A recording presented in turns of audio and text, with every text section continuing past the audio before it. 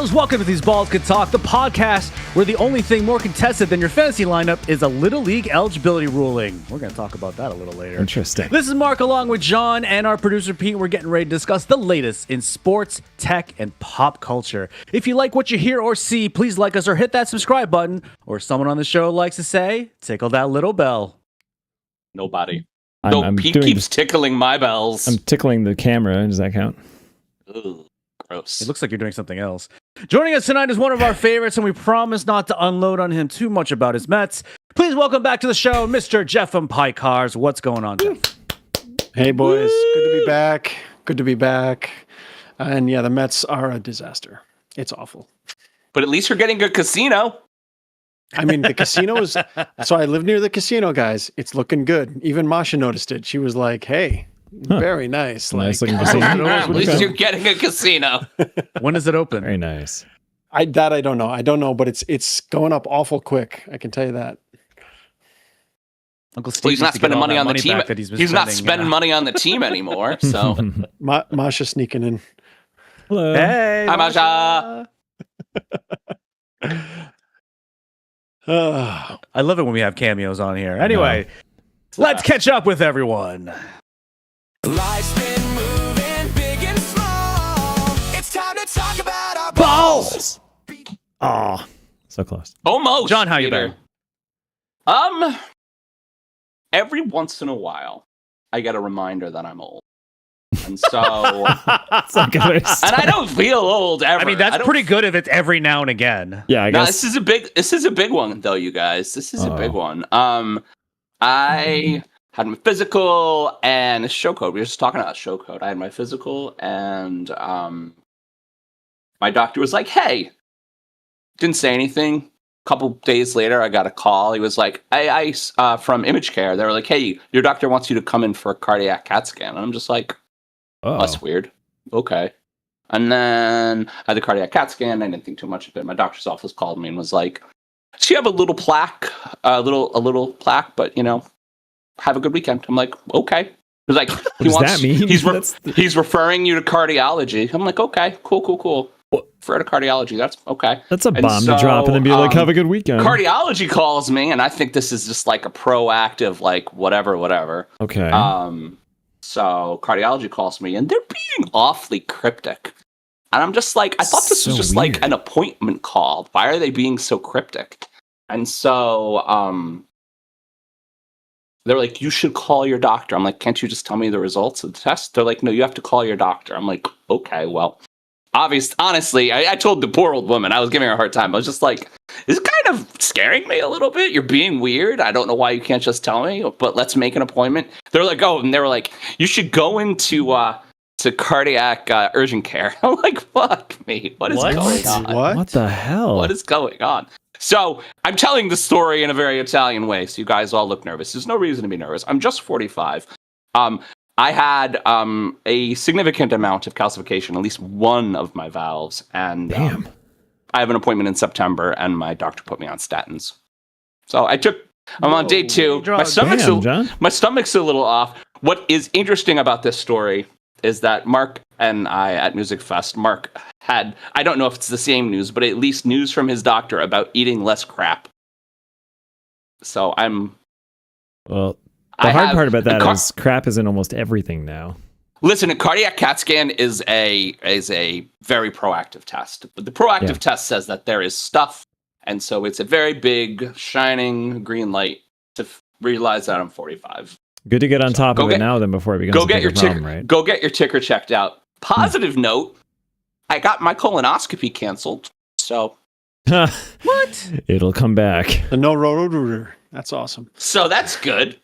I looked it up, I was like, "Oh, I probably shouldn't do that." I called the next day, I'm like, "Should I do this?" He's like, "Do you have any symptoms?" "No, I'm pretty good."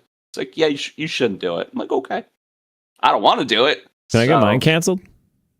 No. Oh, damn. So anyway, I feel old, and I don't like it, because I just refuse. I refuse to age. Besides health news, Jamie went to high school with her friend who was in her class today and bought a bunch of uniform stuff and spent way too much money.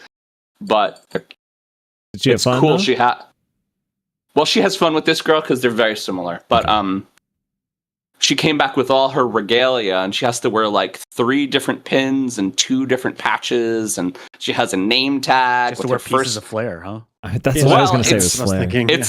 It's military. It's a military school. It isn't a military school. The fact that they don't yell at her, but it's a military school. She has to be. She gets uniform. Yell at her. she gets uniform checks, and she has to wear her rank and the whole 9. So, how many uniforms does she have to buy?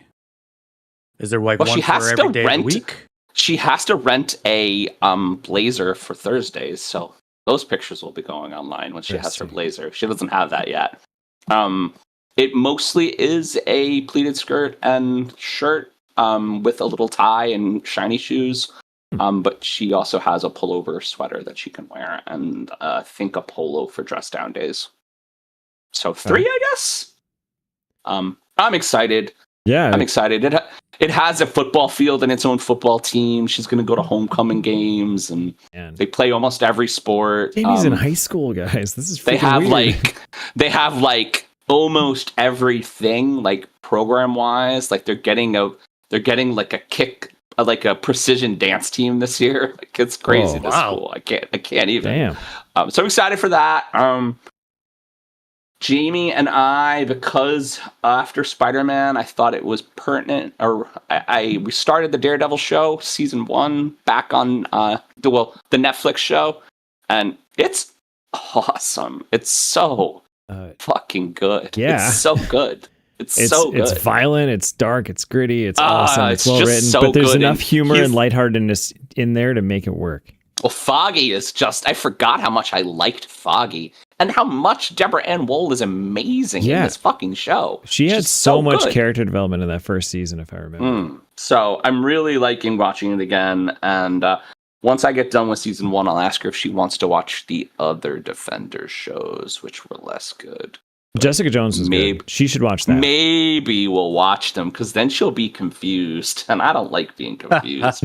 Dude, I honestly, Steph and I, when we got into the whole thing, when I was working on him, I'm like, we should catch up on him, and I'm like, I really don't want to catch up on Iron Fist. So we just did a Man of Recaps, which is, he's really funny in that because he makes fun of the show the entire time he's recapping. To be honest, not in like a weird way, but I just don't think she'll like Luke Cage. So yeah, I think we recapped that one too. See, I like them all together in the Defenders. That was a cool miniseries. Like that, I thought that the one Defenders was cool. That was cool. Yeah. So we caught up on recaps of a couple of them, and I think there'll be Go ahead. God, no, you go ahead. Oh, she's got to watch Jessica Jones though. That show is awesome. I almost like that. Well, better she'll than dig Daredevil. it because strong heroine, right? She loves strong heroine. And she's a detective. Strong heroine is her like bag. It's the film noir style detective thing with a woman who happens to have super strength and super charisma. It's pretty. She's what's her face's aunt. Yeah, that's right. Kelly and Steinfeld. much like the normal Jefim episodes, we are trending towards a marathon session. So, you shush. What's going on with you? We're still Do you want to talk, Mark? Do you want to talk? Let's see. Tell me your news, Mark. So I have some bad news and I have some good news. Would you like which one would you like to be the start? Well, let's start with good news because I started with bad news. So the good news is that I've been seeing someone. Ooh. I met her on Hinge. Nice. And we've gone out a few times. The last one we did, she actually lives in Newton. So we've been kind of hanging out more up in the Boston area. And the last thing that we did was we went to dinner at the North End at one of my favorite places, Filippo's. Not a sponsor, but you could be. Had they boasted the best espresso martini. So I was a little bit dragging, so I felt like I had to get it, and it was phenomenal. I'll share some pictures on the socials a little bit later. She ended up getting a cannoli martini.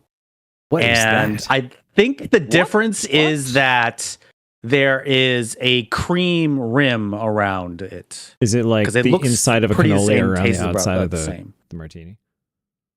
No, it just had like a cream Oh, okay. like rim around it. There wasn't like the actual like cannoli shell. It's not like a cannoli sticking out of your martini. That's Yeah, what but I I'm mean, like picturing. cannoli cream has a very particular flavor. Yeah. It Yes. could just be the cannoli cream.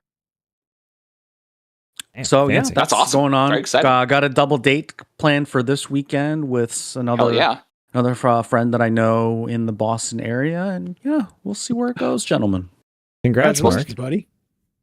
Thank Well, once we meet her, we'll let you know if we approve.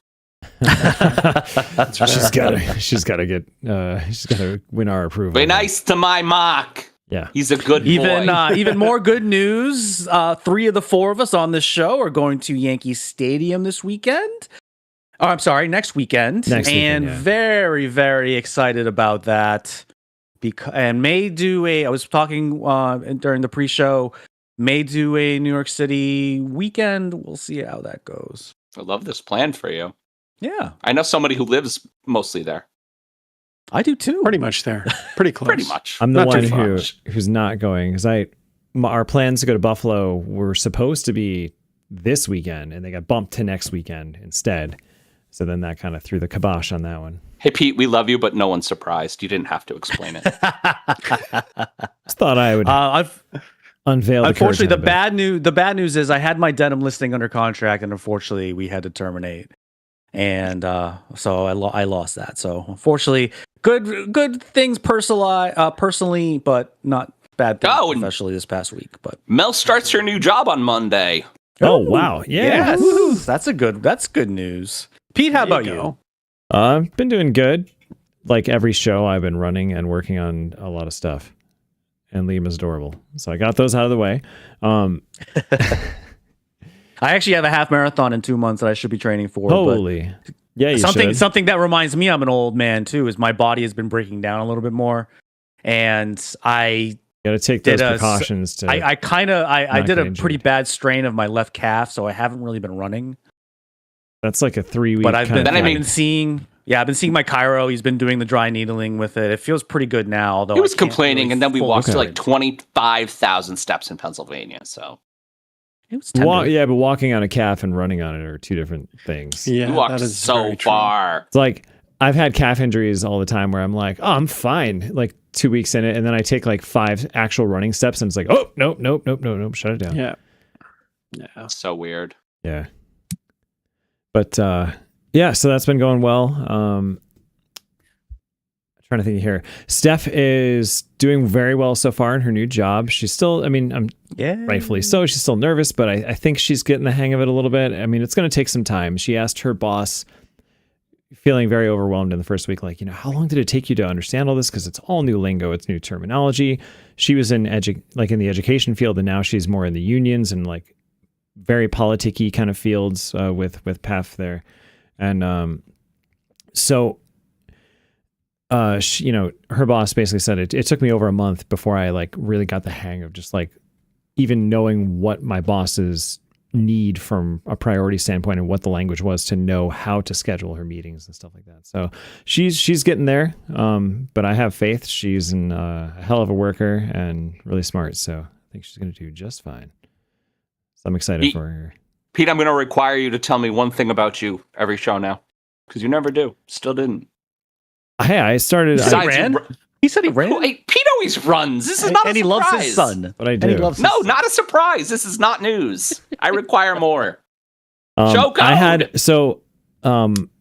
Steph was away this past weekend, so Liam and I had I got to spend the weekend with him, so that was pretty fun. Ooh, Hell yeah. Yeah, I love guys that. had the a dude boys. house for a while. just the boys for a night. And, Did you eat ice cream every day? No, I made him the most epic grilled cheese sandwich ever, and made myself an epic grilled cheese sandwich Missed opportunity. because I think I gave him ice cream the night before she left, and that's why I was like, I don't want to just keep giving him ice cream because now he loves ice cream. Shocker. Yeah. Yeah. That's why you give him more ice cream. Well, yeah. Like, Daddy gives you ice cream. But we did watch. We started watching A Bug's Life, and he couldn't get through it. And even I was like, "This is not Pixar's best." So we switched to Finding Dory because he liked Finding Nemo, and he looked at it. He's like, "That one." I was like, "Okay." And The he Bug's was- Life sort of sucks, and it's Yeah. kind of scary. Yeah. it's just weird. It's Yeah, crappy. so he was enthralled by Finding Dory. We got to still finish it, but he, There's a shark in that one. it's an octopus mainly. Yes, there is a shark. That's right. Dory's old friend. I remember now. So I don't know, guys. I'm still working on that dream project at work, and I'm so giddy. I'm so excited, and I can't wait to tell people. But it'll probably be a long time before I can. I'm excited too, Pete. But it is it's something. Pete, when I get that picture of you at the Nerd Oscars, I'm going to frame it. It's my dream. Yeah. I can't believe the company that we're working with. I'm like, oh yeah, we're waiting for an FX pass from blah blah blah studio. I'm like, it's ILM. It's ILM. I can't say anything. I know. I'm guessing. You can't say. But totally get him to say. So yeah. So someday you guys will have to reveal what it is, but it's pretty freaking. Does it rhyme with industrial might and magic? Wait, Might and Magic was a cool PC game, right? So I tried to get you there. Heroes of Might and Magic. I'm gonna do my Heroes best of Might and my Magic. best Sadie Sink impression with her trying to dodge all the Jean Grey questions endlessly. That was hilarious, by the way. Look up her trying That to was pretty deflect all funny. of that. It was pretty funny That was because everybody pretty knew funny. it, and she still couldn't say it, so she was trying There's to like juggle. 5 redheads in the MCU. Like Can't keep track of 5. Does it rhyme with Fucus Lilm? No? Doesn't rhyme with No? Lucas. It's either of them. Anyway, We're getting close. I think Ooh, that's about all I got Fucus Lilm. before I give anything away. All right, let's get to know our guest a Borge little bit better. Mucus. That's right, it's time Oops, I preempted you, Mark. I'm sorry. Go ahead. to warm up our ball. Before the takes and curtain calls, we gotta warm up your balls. All right. Where's the fire? John, you didn't do the fire. No, I was distracted. Mark, John didn't start the fire. You know Slipping. what? I also He's realized I've had the names wrong this entire time. This podcast, I've been off it for a few months, and you're already going down. Oh, we've gone to shit. Yeah, I know. Anyway, going during on? this segment, Pete will spin the wheel. We'll randomly select a question for our guest to answer. Are you ready, Pete? As soon as I finish rearranging our names, then yes. But that'll be a minute. Okay. Nope. Jefim is still John. John is still Mark. I think and that's Mark fine. is still John. We swear we've done this before. Man, you guys, the struggle Amateur hour. with Look at OBS this. is real. Look at this. Okay, here we go. What athlete do you absolutely hate? Oh, I was. And hoping why this is it Aaron question came Rodgers up. for John's answer? I mean, That was a well, I TM already know how question. John's going to answer this. How about you, God, Jeff? what athlete do I? Who I absolutely hate? Do you hate Juan Soto yet? Mm, Almost. No, that's his boy. That's his Is boy. it? I Has mean, to be his boy. I don't know. I it's hard not. Yeah, I can't hate my own player right now. No, but God, that's a. It's You funny. can 'cause hate I- Alex everybody. Rodriguez with me if you'd like. I hate a lot of athletes, actually. No, I mean, honestly, I'm not thrilled with a lot of athletes, but I was trying to think of the one that's bugging me the most right now. It really pisses you off. Would it be Shohei Ohtani? No, I actually Not like that Shohei. guy. I know a lot You of actually people like don't. Shohei? I actually do like Shohei.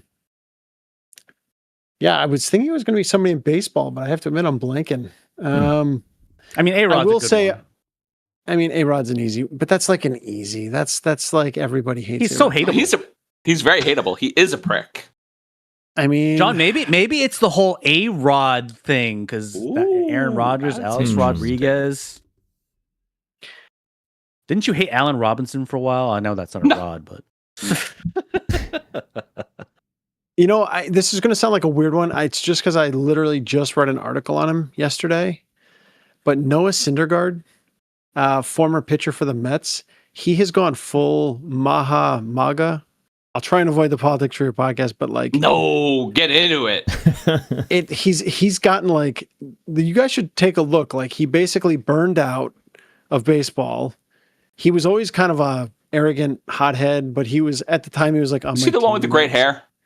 Yeah, he's Thor. He was Thor on the long blonde hair, and he threw 100 Did he miles cut an his hour. hair? He did. That's no. what happened. That'd been funny No, if he but did. he's one of those interesting stories where he basically got the yips. Like he lost the ability physically. He was fine, but he like couldn't remember how to throw a fastball. He like his last appearance, I think he couldn't throw like even in the 80s. It was like crazy. Wow. It's like the Monstars stole and his basically talent. everybody came to. He worked with like everybody in baseball across the sport, and they basically said like he's got the yips. It's like Rick Ankiel all over again, kind of thing. So weird. But why it bothers me is like he's clearly burned out. He's always been kind of an arrogant hothead, and now he's just an arrogant hothead, and it feels like he's just going for essentially attention. So he's like appearing with Robert F. Kennedy and Maha events and everything else, and like I don't know. It Oh my just God, is feels Trump like, going to name him to the cabinet soon? I mean, Probably. he is speaking at like the anti-vax conferences and stuff. I mean, like I don't know. I just I don't know. I'm hating on him right now. I just read an article about him yesterday, so that's the one that's like sticking in my head. I was trying to find a better one to hate on, but right now that's probably where I'm sitting. I'm curious. I'm gonna Pete, go. do you have anyone? I mean, I've been I'm so gonna while guess Jeff was Tom talking, Brady. I've been trying to think. Tom Brady. Oh yeah, Tom Brady for sure. Gotta Yeah. be Tom Brady. It's Tom Brady. If it's coaches currently, it's Mike Vrabel. I can't stand that smug asshole. Sorry, Patriots fans. He is a smug asshole. You knew Your face is exactly what smug you were asshole. doing with is it Diana Rossini? Who's the one Yes. from ESPN? Yes. it was Diana Yes. Rossini. Well, she It was was Diana- formerly, it was Diana. she was formerly at the Athletic. That was the Athletic. That's one what that it she was, yeah. most recently had. Yeah. Although Dave Portnoy said that he would definitely hire her for Bleacher Report. Of course he would. He's Dave Portnoy. Also, she's unfortunately. He's also very punchable, right? Dave Portnoy's Yes. pretty punchable. Very, He's kind of a very sports figure. Yeah. No. I mean, well, okay. If you're just saying sports figure, I can give you a better name. I mean, I hate David Stearns, the GM of the Mets right now. Like, Oh yeah. Sure. that Oh, yeah. friggin' Oh, yeah. guy needs to be fired. Like, truly, like, he's had 3 years, 3 years of failure. Can we take His him and Cashman out I mean, back and That's just fair, shoot yeah. them? Dude, like, he's all of his little Milwaukee tricks are not working in the big market. Like, he's not the right guy, but he's still there. So, and Uncle Steve has said he's going to let him serve out his contract. So, I don't know. I So heard a right now, rumor. yeah. If Like a crazy like internet thing that when George died, he actually left a team to Brian Cashman and not Hal. And that's the reason that Brian Cashman hasn't been fired yet, because he actually owns the Yankees. That's funny. so is Hal just there as a funny. figurehead then? Like a figurehead Maybe. for the Steinbrenner name. Oh God. I He's mean, such a spineless fuck. I hate Hal Steinbrenner. well, there you go. All right. Well, we know who John hates. Well, no, I hate a lot of people. That's the That is thing. a lot like, of people in sports. Like, A-Rod's a fucking bridge troll. We spent an Um, entire season hating on Aaron Rodgers. So I think is we've done Aaron that Rod- to the ground. Aaron Rodgers. So, Yeah. I mean, like, I was going to say, like, I would have said Aaron Rodgers, John, but I know your hate for him far exceeds my hate for him. So I can't pick him. Yeah, you I gotta. will say Victor Wembanyama. Oh, that's the fucking new fine. villain. Honestly, What a Yes. prick. Watching what he did to Good Jalen, call. like I'm glad the Knicks won, but Oh, the like big watching el- what he big did to elbow, Jalen yeah. Brunson, it was so blatant. Oh, It was like Jalen how Brunson, like yeah. this is like this. I mean, is you listen BS. to the Like, show, but you've heard my explanation of what Jordan Clarkson did to him the next game. And just Oh yeah, that was to put a amazing. fine point on it, Jordan Clarkson is 5'11". I mean, 6'1" in his stats, 5'11". And Victor Wembanyama is 7'6", Right, and he took yeah, him down in probably 10 seconds. Yeah. Right to the ground. Just Well, he's a walked stick. over him. Just walked Yeah, right he's a over him. stick, exactly. Like he If you wasn't blow on him there. wrong, he'll fall down. Fuck that guy. I hate him too now. All right, we should move on. All right. I have so much hatred in my heart. There's so much hatred in this Next episode so question. I know. far. Oh, right, on theme. Who's a celebrity that you can't stand? This is the hateful balls. Oh my God, the wheel is listening to us. or rage Yeah, balls. what is going on here? I don't know. Let the hate fell Title of the through episode: you. Rage balls. Okay, I'm gonna get you guys rage clicks for this one. Honestly, right now, Taylor Swift. Oh no! I'm doing it. I'm Show dropping your it. work. What? I I think she's losing relevance, and she is desperately doing everything she can to try and remain relevant. Her last few albums have not done as well. Like, I just think, I don't know, the Travis Kelce thing, like, I don't buy it. I just don't buy it. I think. Really? Did you read Think about there's her a wedding? contract? I don't know, man. I'm just I have it all saying. written I know down. he seems happy. The only reason it may be true is he seems genuinely happy, and he doesn't seem smart enough to pull off something that big. But I don't know. Did you read about her wedding and stuff in like MSG and like I mean, this is a girl who built her whole career on I'm the girl next door. Oh, all this stuff happens to me, and then she married the football star. Like that is what she did. Yeah, but that was like, in her lyrics in like her first record. What? About dating the boy on the football team. Yeah, but my point is, so many of the Swifties, and I'm sorry, Swifties, you're going to take this. They're totally come at it from like, oh, she's so relatable because we've had so much trouble, and like she's this, she's cultivated this image, and now it's like, no, you literally got married at MSG. You literally have a place in Newport, Rhode Island, like a mansion in Newport, Rhode Island. You are a multi-billionaire. You're not the girl next door. You are the cheerleader. You're the star. Like, I don't know. I hate people that like have try and portray a certain image and really are not. Like, it's at this point, it's like undeniable. She is the cheer. Yeah, I don't know if she's. Like, I don't know if she's trying to still uphold that old persona. I think she's grown up a lot since then. So I don't think she would try to say that she's still. I mean, that she person. has. The last album that she did is literally The Life of a Showgirl. So that's not some, go girl next door kind of album title. Yeah, I agree. I mean, for sure, she is not the person she was. I mean, being a billionaire No, she's makes definitely it not the impossible same to be. person. But Can we just though get I to had the heard real answer? The real answer is while we're talking about this, because I had heard that getting married at MSG was actually Travis Kelce's dream wedding, well, you know what? and not hers.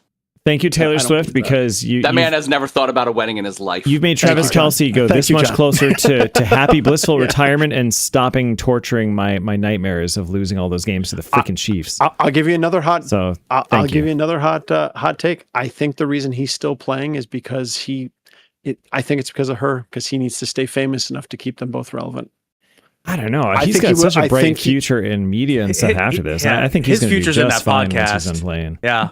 Side note, Podcast is a lot bigger than his NFL. Oh, he's career going to right get a now. multi-million-dollar deal on one of the Side note, events. Pete, So why is he playing? So why I is he think playing? you're again? fucked because think he's everyone's calling Cyrus Allen the next Tyreek Hill, and I saw him break the ankles of all his cornerbacks and defensive backs. I also saw Pat Mahomes throw a football into his center's head. I did see that too. So I'm not He is that getting- worried. That was funny. Let's get to the right answer. The right answer is Jake Paul. Jake Paul's a fuckhead. He should be run over by a truck. I don't know. Jake Paul is just a heel, and he's playing the heel, and he knows he's playing the heel. Like, I don't, whatever. He is easier to ignore for me. Mm. But I mean, he's a fuckhead though, right? Yeah, he's I don't know if he's fuckhead, the but biggest. he's a fuckhead, but he knows it. Like, that's his thing. He's a heel. Yeah, Like, yeah, he's playing a character. Like, he knows what he's doing. Like, this is totally a publicity stunt. Like, At this and point, on a- both of the Paul brothers are playing caricatures of themselves. I mean, it was pathetic that he fought a 60-year-old man. I don't care that it was Mike Tyson, but like, That is. I mean, that whole thing That was was- just to that was raise a pathetic. shit ton of money. yeah, Right, let's But be honest. again, that right, was like- that whole thing was a big publicity stunt. yeah, but exactly. Absolutely. It's like that's what he's And a doing. great time to He- see Mike Tyson's ass. Oh my god. One more. All right, next question.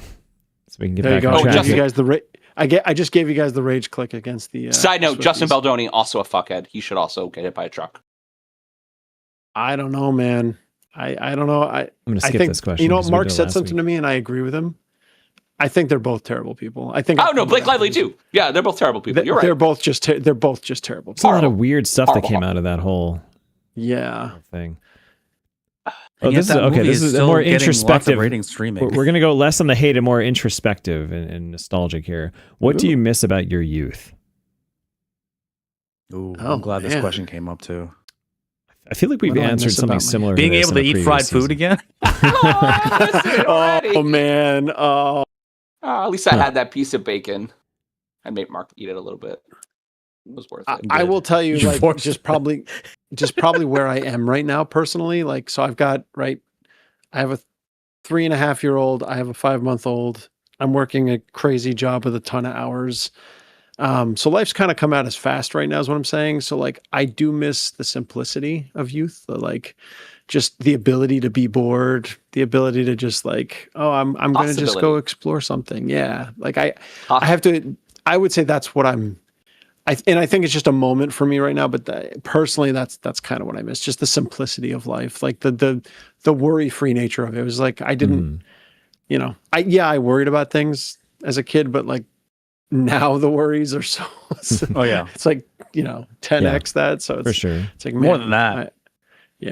So I think you run out definitely of missed that. possibility, and I think that's my answer. I- And not that I can't change my cards, but along Jeffim's line, when you are busy with your hands on the wheel for your whole family, you're just like, I can't really do anything else but what I'm doing right now. And what I'm doing right now is feeding all of these people that I love and keeping them warm and giving them the things that they want. Yeah. Right. And Which is, I'm sure, very fulfilling, but it's also like you don't have Exactly. but you run out of options. Right. You don't have any options. I wouldn't. right. You don't have. I wouldn't. You just have one big straight road now. Yeah, like Pete building on that. Like, I wouldn't give it up for anything. That's not what I'm saying at all. Like, I love my life. I love my kids. I love my for wife. sure. Like, it's just like, if you're asking what I miss from that, it's like that. It's that just ability to just not care, to be bored, to just, go. We had a play lot on the more freedom rocks back or- then. Yeah. Well, I think that all rounds around the fact that maybe not even the freedom that you miss, but the thought that maybe one day you'll be a rock star, or maybe one day you'll I see. Yeah, from the go on right, a having the safari in full deck of Africa. cards to play from, kind of angle. right, yeah. like Right. the options are less, and I think that's a little sad for me at least. We could still form a super band. It's not too late. That is true. That is true. Because I'm old and white. I don't know. We have auto Hey, tune. man, It'll be fine. John Stewart picked up the drums in his 40s, man, and he's out there rocking and playing with the band. There you go. I'm just saying, John. I'm just saying. It sounds like a lot of work. Just have to have a ton of. One of the things that I was going to mention about this, it's similar angle to you guys, but more of the I guess, not necessarily just like my own freedom of time and things, but the spontaneity to suddenly call up 10 friends and be like, hey, let's all just like hang out. Right? Because everybody's so busy. Everybody's inundated with all their lives. I was thinking back to like when Steph and I were first dating and just all the parties we would have at the Arrowwood house, or even like the apartment before that, and just how Or like deciding one February that you're going to drive to Mardi Gras, just like, and then go. yeah, and right, and not only that, but like Because we did that. yeah, I mean yes, Steph and I went to just drove out there, or like we just drove out to Bar Harbor one weekend and like and back. Bahaba. Bahaba, but I think it's also the angle of like, hey, what are you guys all up to? Like, let's go and play Rock Band for 6 hours and not give a shit about anything. Just be goofballs and have zero responsibility. It's like, yeah, we got to get up for work the still a next morning, goofball. but that was pretty much it. It was like that early adulthood where you think you got stuff figured out. You're like, okay, I'm adulting. This is great. No problem. I don't know shit. Right? And then you realize there's real adulting Yeah. I know. in a world. In a world. All right, Mark, start paying responsibility. attention. Move us over. We're getting depressed. I'm getting depressed, Mark. Stop it. And now we hand things off to Pete. Okay. Hold on. I got to play the music. The appropriate, awesome music.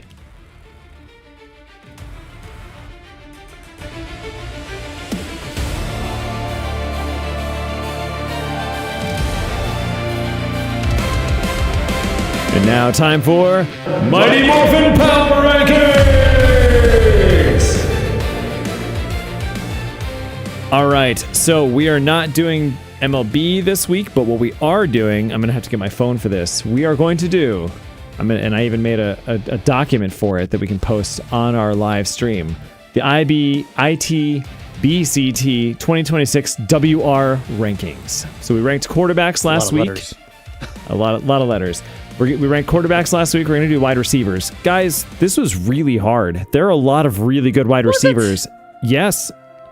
Because I wanted to, for my own personal thing, I was like, I think our top five would be very similar. We're just doing wide receiver ones, right? Yeah, the top five were easy, and interchange the order of a couple maybe, but like getting down to, I wanted to see how far I had to go down to get to DJ Moore as a personal thing. It's a lot. There's a lot of really good receivers out there. It's a lot, man. John, I actually have 3 WR2s on my list, believe it or not. I have multiple as well, and I have by the way, spoiler alert, I had DJ Moore at 20th on this list. That's assuming he's going to have another breakout season where he comes back and gets 1,300 yards and 10 touchdowns with Josh Allen. I think he's going to have a pretty good year. I did the homework. I'm with you guys. Okay. So, I think, and I'm going to fill this in as we go. Is our number one consensus Jamar Chase? Because I feel like it should be. Yes, 100%. No. With a bullet. Mark says no? Justin Jefferson. I have Justin Jefferson as number 1. Ooh, well, hot Who's take. going to throw him the fucking ball, Mark? Who cares? This is wide receiver rankings. This is independent of the quarterback. No, it is not independent of the quarterback. Yes, that it is is. Stupid. No, it's not. That is No, a it's stupid not. thing to say. What? No, it's not. It's not. See, okay, I'm that's not how I did saying- my whoa, list. Whoa. I am not saying that he's going to have the best fantasy season. I'm saying if I were to start a team right now, the first wide receiver I would pick is Justin Jefferson. Who would the second That's receiver how I be? view these power rankings. Who would the second one be for you? So the criteria. Okay, so by the way, we got 3 his people last saying two number seasons- 1. Mark says number 2. I think that puts him at number 1 consensus. 3 out of 4 is definitely Jamar Chase Yeah. on the thing that you're filling out. But I Jamar will Chase say, But I'm guessing you guys had Justin Jefferson number 2. I had him too. Nope. He's not in my top Guys, 5 because Kyler Murray's a fucking shitty ass quarterback. Who cares about Kyler Sorry. Murray? Justin Jefferson is He's- fucking amazing and is going to be open on every single play and being like, He's- "Give me the ball." I have him top 5. Do you guys- He's not 2. Do you I have him at guys 4. remember the last 2 seasons where he kind of sucked? Okay, give all of these guys, JJ McCarthy. give all these guys Joe Burrow or Matt Stafford or Josh Allen, and then who's the top? Say they all have the same. Doing my list. Say You they guys all shut have the fuck same up. quarterback throwing to them, right? I did I not already think- thought. I did I not already think thought that- about this. I did not think the top 2 would be this so controversial. All right, John Jeff, who's your number 2? Puka number 2. Puka's always had open. Puka. He always catches. I also had everything. Puka. I had him Puka number as 3. What about I you, have Mark? Puka at 4. So I 2 I 1s, a 2 and a 4. What's that? 5, 6, 7 divided by 4 is. Oh my God, I was told there'd be no. All right, so are we gonna put Puka 2 then and Jefferson at 3? Because it sounds like we have Mark. I mean, I have Jefferson at 6, so he got a shit score from me. Mark and I have him at 1 I and don't 2. understand that at all, John. I have Jefferson at 4. Okay. Because I have JSN at 3, because JSN is a far I have better JSN wide at 3. receiver. Is he? I If also you have gave him the JSN same for- quarterback, who would be I better, also- Justin Jefferson or Jackson Smith and Jigba? Next year, JSN. Justin Jefferson is getting old. Period. Is he? Yes. No, I don't- He- that I He's don't had 2 agree with. shitty seasons in a row. not. Bad. No. Dude, he's like no. He's only a 25. year older than Chase. Okay, maybe he's 26. He's not old. It's even worse. I that thought he's falling guys, off. I thought T Higgins was getting old, and then I realized he's still 26. Yeah. These guys are young because they get drafted early because they're freaking amazing. So we all had JSN at number 3. That's funny. I guess JSN's number I had 3. him at number 4 Jason actually. I had Puka at number 3. Oh. Okay. I think It Puka's sounds better like than Puka JSN. is our number what's the word I'm thinking of? If Puka didn't, what- yeah, number if, 2. Yeah, if Puka didn't get hurt last year, he would have had better stats than JSN. He was on track. His projection was higher, and he was Puka ahead. is the best PPR wide receiver in Yeah, the NFL. Puka was the Period. number 1 receiver until he got hurt and missed a couple games, and he still almost caught up to JSN. He did. He is 100% plus- the best fantasy wide receiver. All right, so And plus, great coach at Stafford. So yeah, Oh, absolutely. yeah, oh yeah, I mean, right, it all comes together: the talent, the QB, the coaching. yeah. So really, I feel like this is between Jefferson and JSN at number 3. No. 3 of us had him at. 3 of us had JSN is number 3. I think Puka is at number 2. Pete, I think this is going to take too long to do the consolidated list.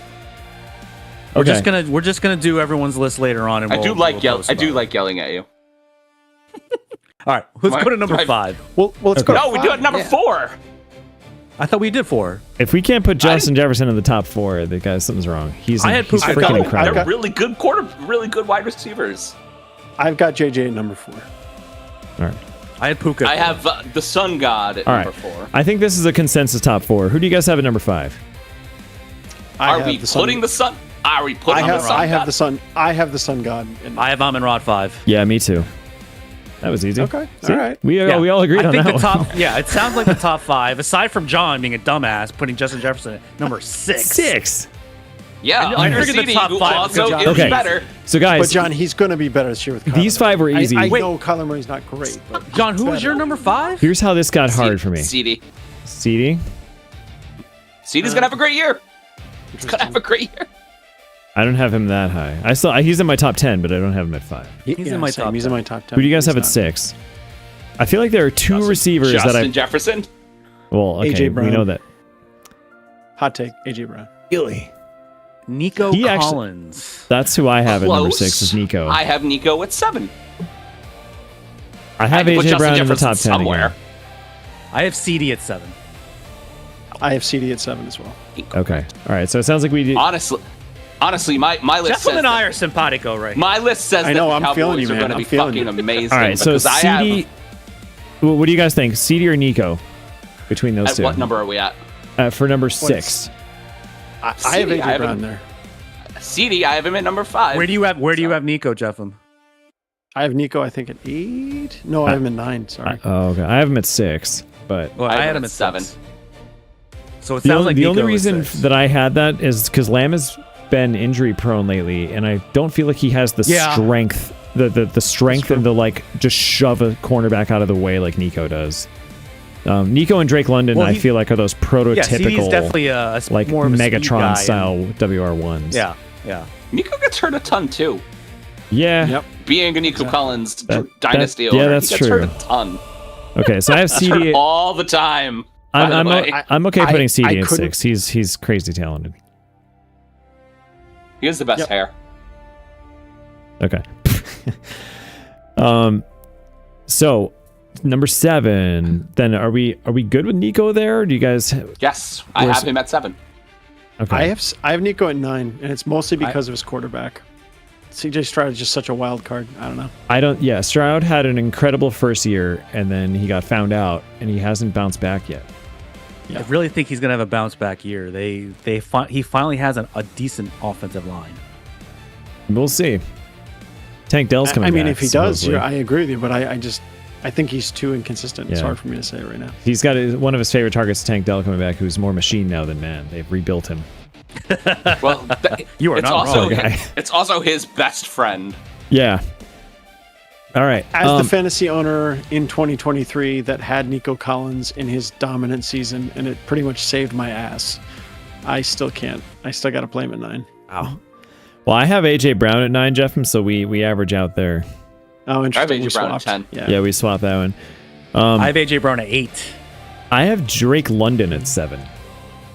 Because I feel like him and Nico Collins are very similar to me, and I was between who would be 6 and 7. That was honestly one of the I'm hardest. not a big fan of his. No? Who's going He to is throw not him? even in my top 12. I know. Who's even the quarterback? But you guys, I approach this quarterback agnostic. Like, I'm like, I assume think they that's a have good it. decision. I'm like, I did that put them on a too. I did super that too, team, put Pete. them on the Pro Bowl team, and who would be the best one?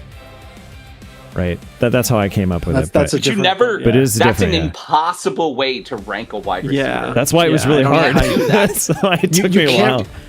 You can't rank a wide receiver. Yeah, you've got to. The system they're in is context. The coaching Yeah. they have, their quarterback, all of that can't rank matters. them. Well, I mean, by you got to look at like themselves. how many routes they can run. Like, I'm going are they by good Madden against man? Or are they ratings. good against zone? Or Madden ratings. No, Yeah. right, but like in terms of like, because then if you're getting into just like pure skill, like Xavier Worthy is like still one of the fastest he's guys on the not. field. Yeah, he is. Yeah, but Take a look at his numbers. Yeah, but he's tiny. fast as hell. He's not strong. He's not Yeah, a good he's route runner, and he fast. can't catch. the ball. Yeah, but I'm giving an example, right? If you're going to go into skills, you get into this weird thing where it's like, Well, okay, well, all this these guy's guys the that I- fastest runner. All and these this guys guy's that I the- put you here know. have a lot of really good skills, not just like really good fair, at one fair, thing. Fair. To be fair, But that said, What number are we at, Pete? we're on number 8. Jeffem had AJ Brown higher. Where do you guys have him?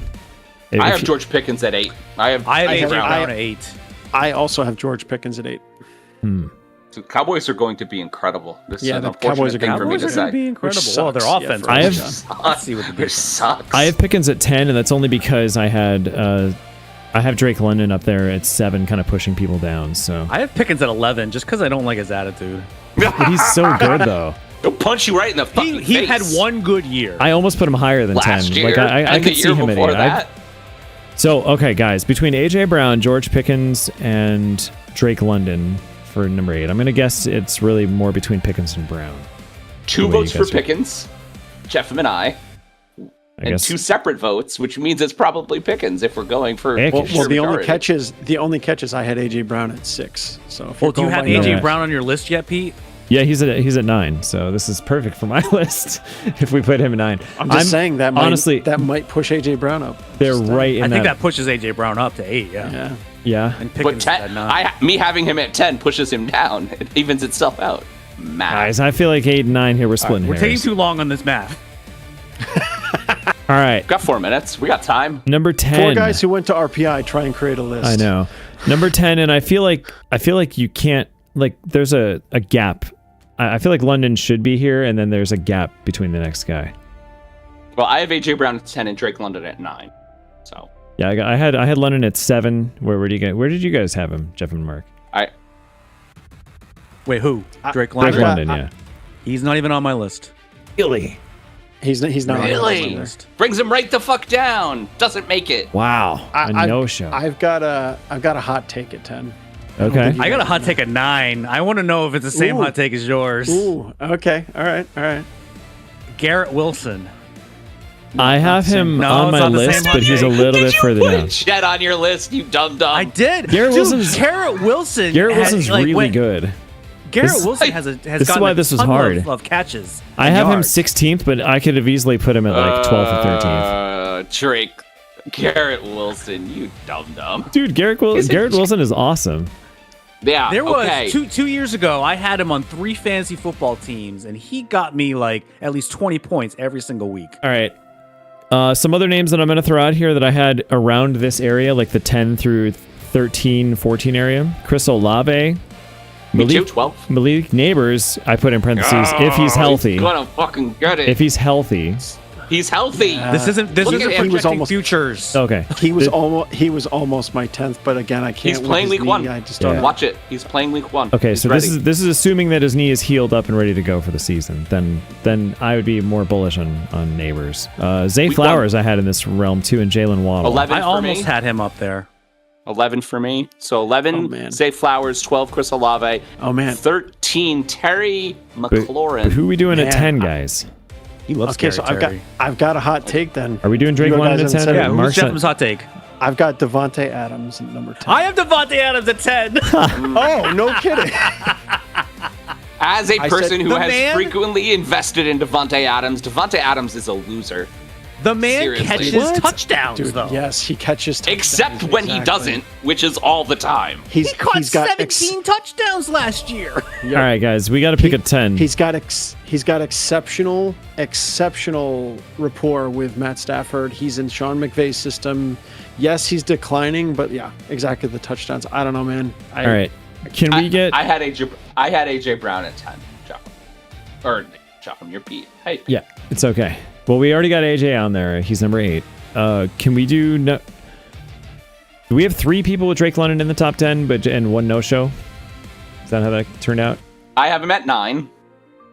I thought Mark did not have Drake London. Mark did not have him I at didn't all. have- I think that is valid. I also do not have Drake London. In my top. Oh, then see, I it's had him at invalidated. 7. He's not on the. I would have he's not on ranked the him like list. 14 or 15. Okay. He's not on the list if he's not on 2 people's All right, so lists. we've had like Garrett Wilson mentioned here, Devontae Adams, Chris Olave, and I'm the Malik only one. Neighbors. I think we all have Zay Flowers and Chris Olave. and Zay pretty Flowers I high. have 13th. So who's... I have him which- 11. I don't have Olave or Flowers. Really? Oh, Okay, crap. so which of these Yeah, guys are I don't going number either. 10 then? I don't have know. This is Devontae why at we- 17. Do either of you guys have Devontae Adams even in your top 15? I have I him don't. 17th, but that was only because of age, honestly.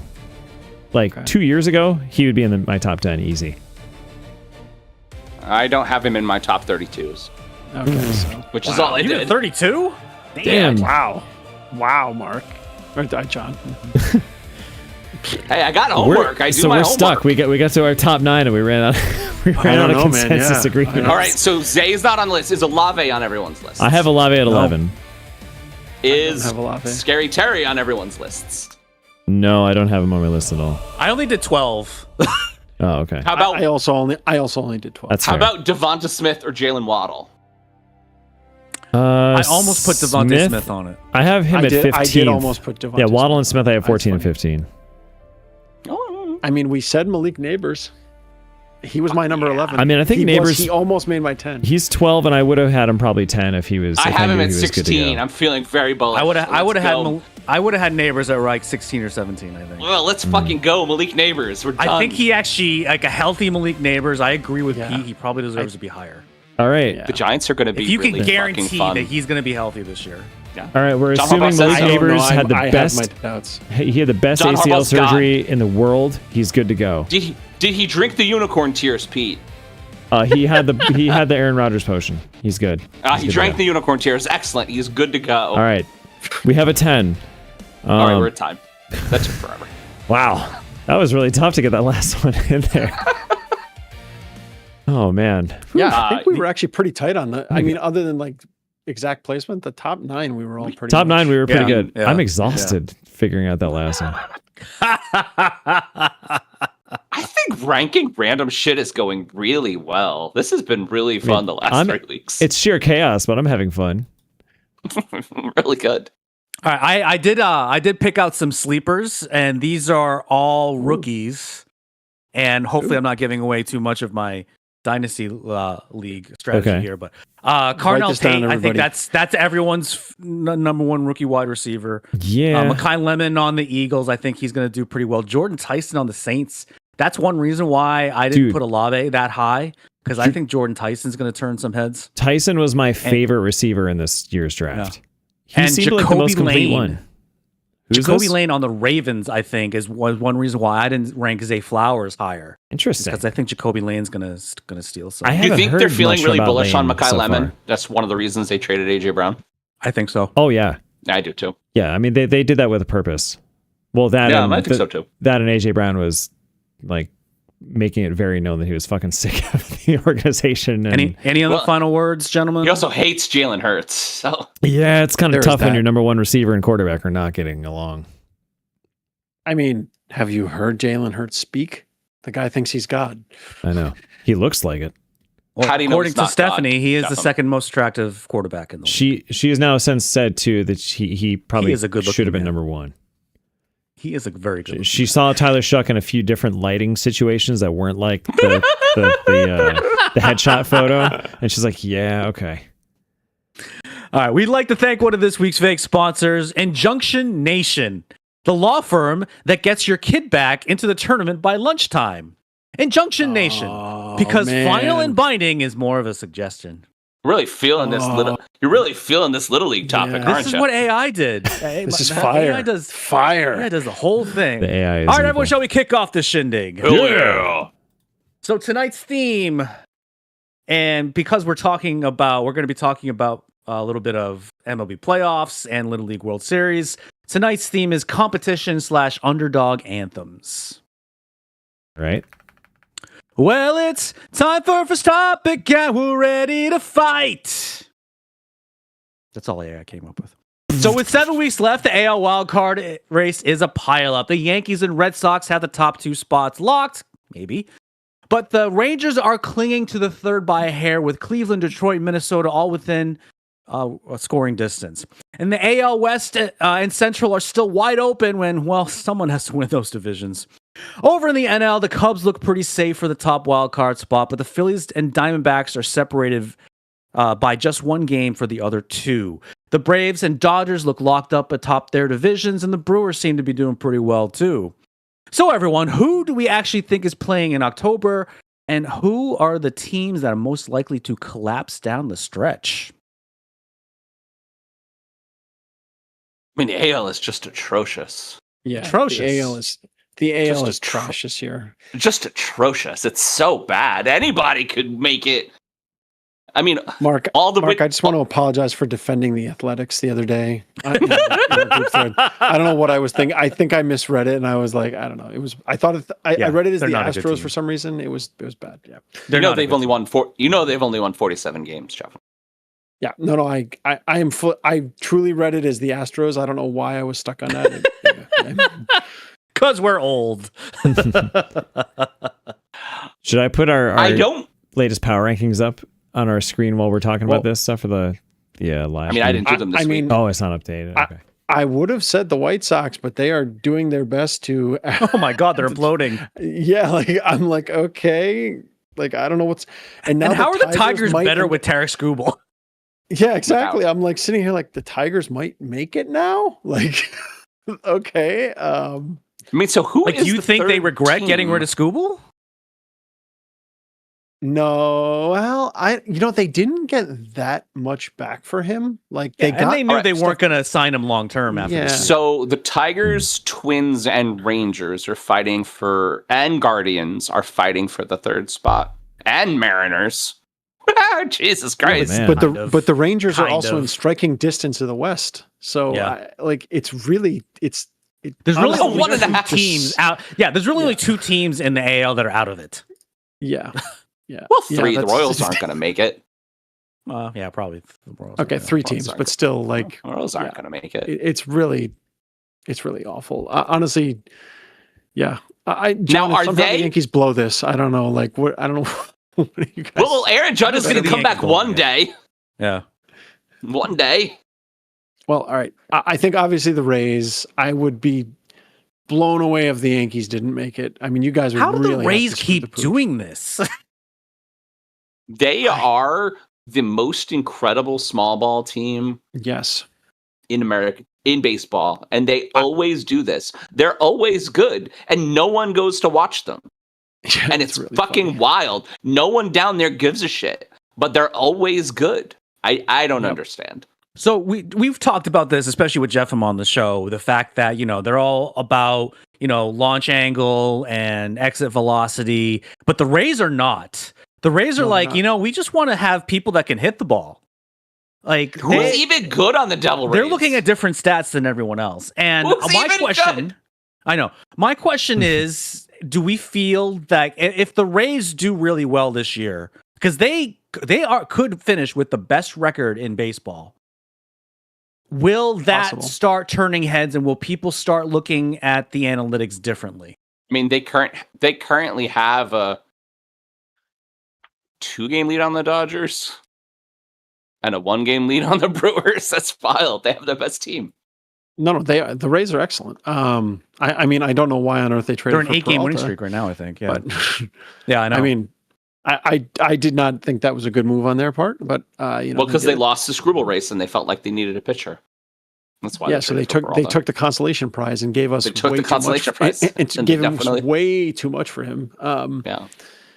So I'm happy as a Mets fan, but I'll say I don't think so, Mark.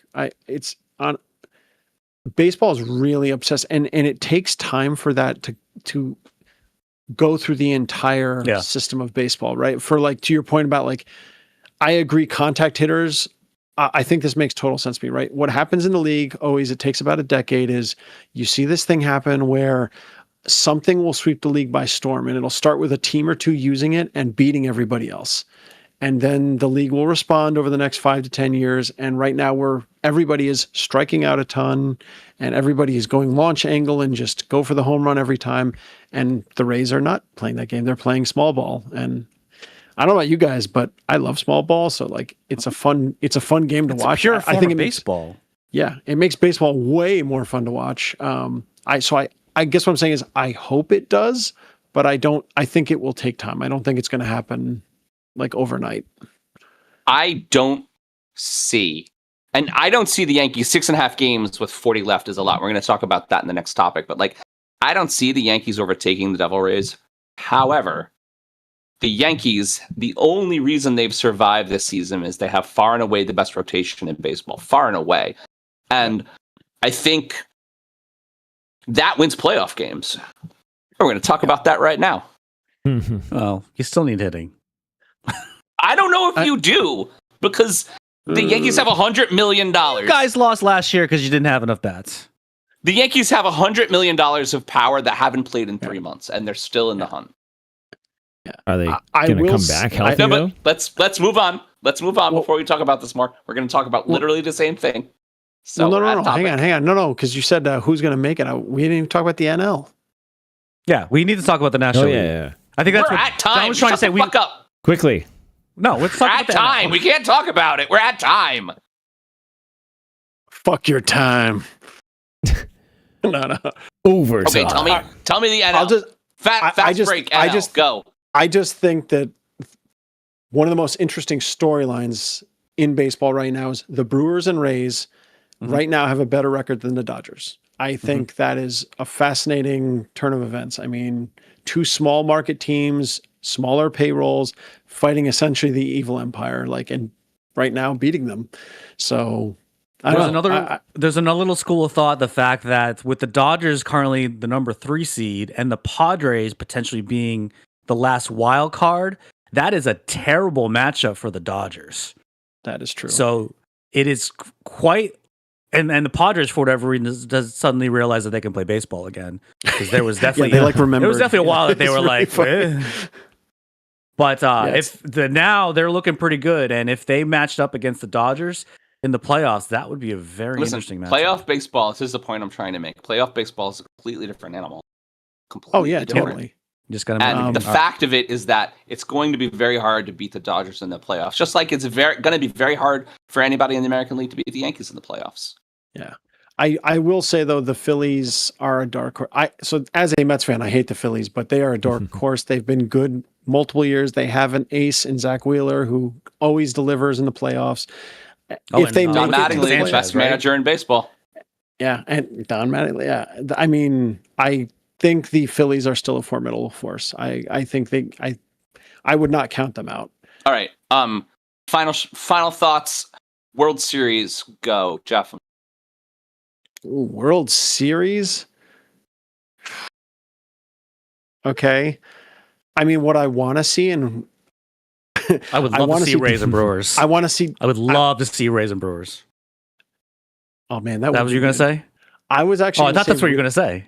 I was going to say I was actually going to say Rays and Dodgers and have the Rays win. So that's actually what I'd like to see, because I think that would be Goliath. Exactly. I want a David versus Goliath. I think it also would draw a lot of fans because it's the Dodgers. Yeah, is that better to have the Dodgers get there and lose as opposed to? But literally, no one in Florida would watch because no one in Florida gives a shit about baseball. I think everyone. No. I think everyone would become a Rays fan because they just hate the Dodgers. They just want to. They want to dethrone the Dodgers. So I would watch that. Exactly. All right. So Mark wants Rays Dodgers. What do you want, Jeffem? Because you haven't said your answer yet. No, that's what I just said. No, that was Jeffem's. I said Rays Brewers. Pete, say the right answer. You're out of the family. The Yankees are going to make it somehow. They're all going to get healthy. And as John said, the rotation is going to take them all the way. That's right. Fucking A. And everyone... Yep. What do I want? Everyone in the Dodgers will get diarrhea simultaneously during the World Series. What I think we're going to see is Rays Dodgers. I think we're going to see Rays Dodgers. But what I want is Yankees Brewers. Yankees Brewers would be good. Yeah, I want to see the Brewers make it because I think the Mizorowski story is incredible. I just the Brewers. I think we would too. I was about to say, Mark, too. 100%. I was thinking the same thing. I was like, John, be careful what you wish for there. But hey, I'm pretty sure you'd lose. At least they'd be getting back to the World Series, which has been a long time. No, it's not been a long time. It's been 2 seasons. Oh, they were in the series 2 years ago? Oh, they just haven't won it since. Okay. John just makes it seem more dramatic than it really is. Yeah, you're making it sound like you've been in a championship drought of like 15 years. I mean, we haven't had a championship drought. We haven't won in 30 years. So Pete, welcome. Okay, welcome, it hasn't but you've been there. Welcome to 2009. Welcome to Yankees fan. Like this is John is the perfect prototypical. Have you met John, Pete? Have you met John? Also, John, we gotta move on. John, you're talking to somebody that is a Bills fan who haven't been to a Super Bowl since 1993 season. So yeah. Hey man, I just did a 50-year drought. I'm feeling really brave. All right. Now he's jumping for sports. All right. Yeah. Time for next topic. Time for next topic. It's really good. It's really good, Mark. Yeah. So before they made me go like 3 minutes over, I promised some Yankees talk.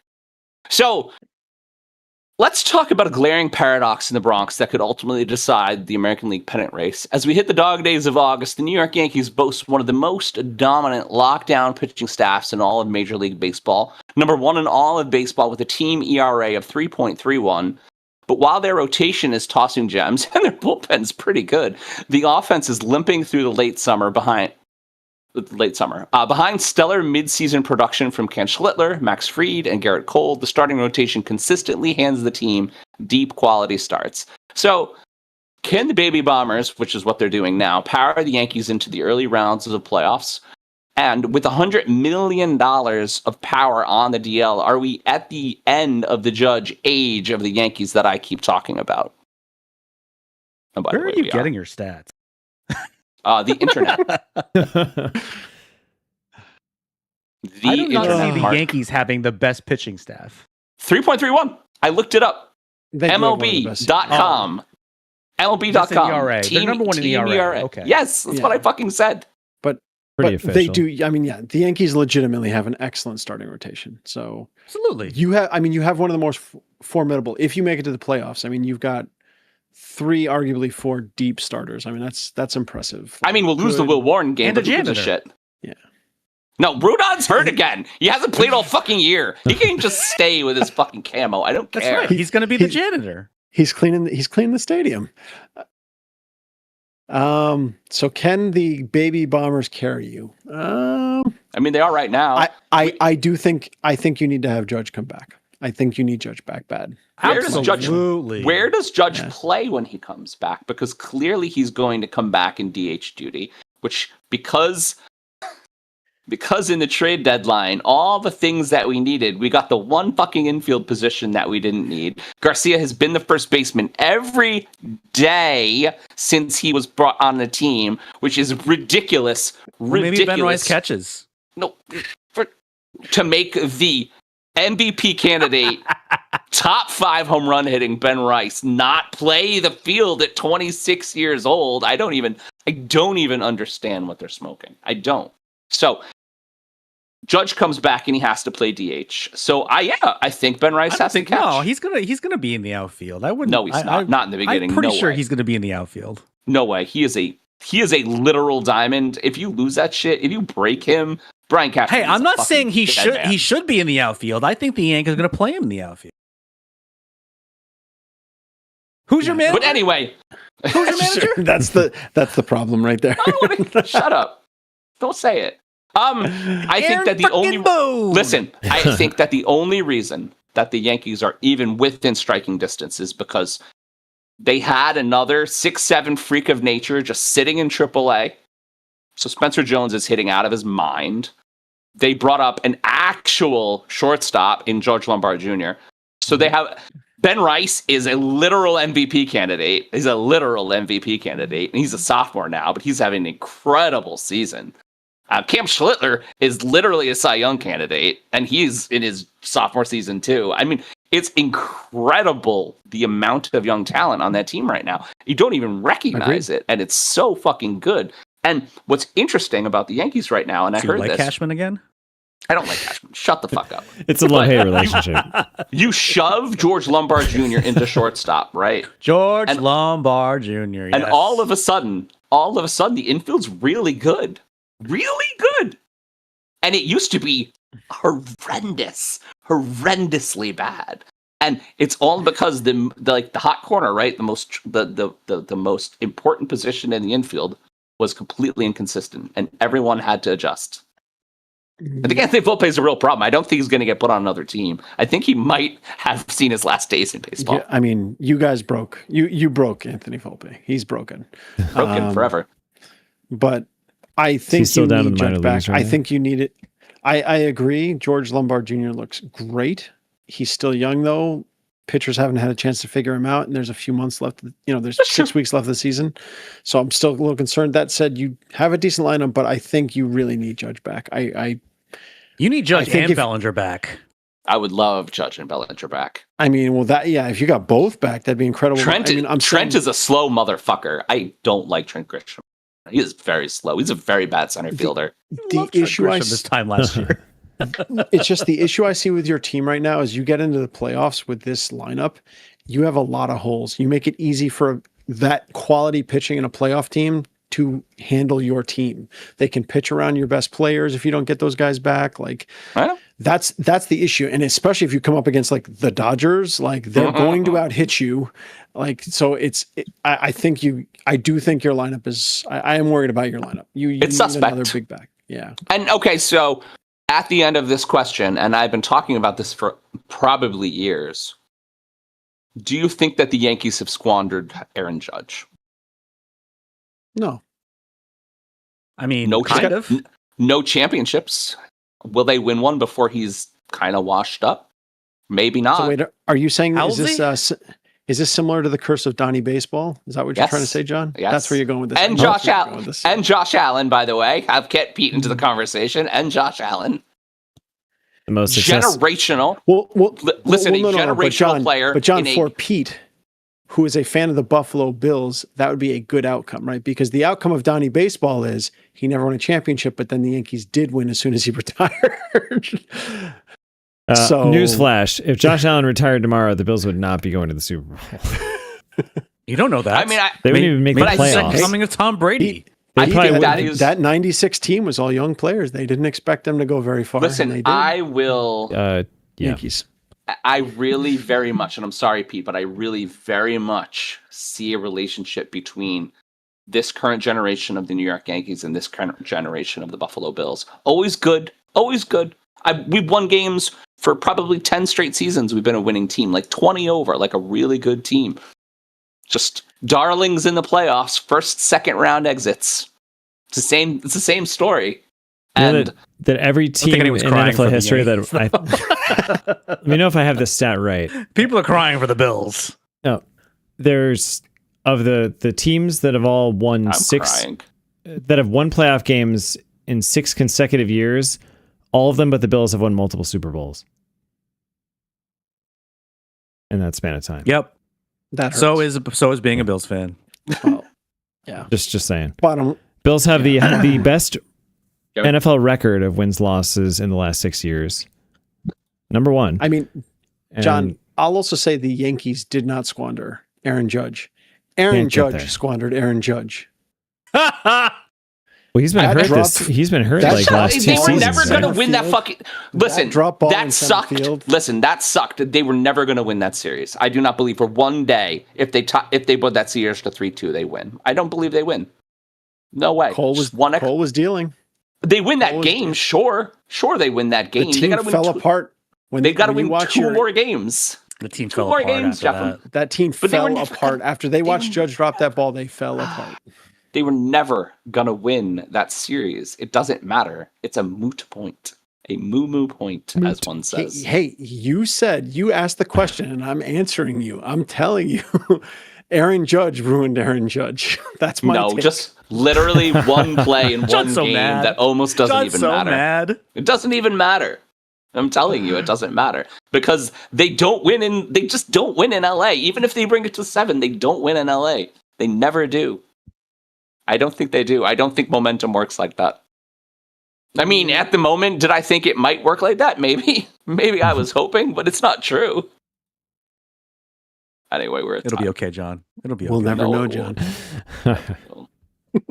Sorry, Pete. I came to get down. Okay. I came to get down. So get out your seat and jump around. Jump around. Jump up for next topic now. Jump, jump, jump. Everybody jump, jump, jump.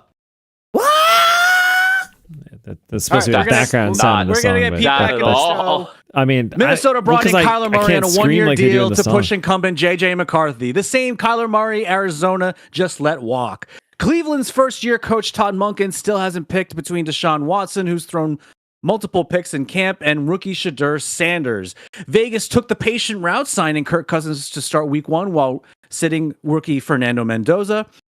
And Arizona, now without Murray, has Jacoby Brissett sitting out camp, but also lurking in the background are rookie Carson Beck and good old Gardner Minshew. And then, of course, you have Atlanta, who have all the lefty-handed quarterbacks and Tua Tagovailoa and injury-limited Michael Penix Jr. So, everyone, which team's approach do we like best, and which quarterback situation is the one that's most likely to blow up? I mean, the best one would be the one that's not picking Deshaun Watson, but that's just the thing to do there. Well, I mean, maybe Carson Beck's a real deal after the Hall of Fame game.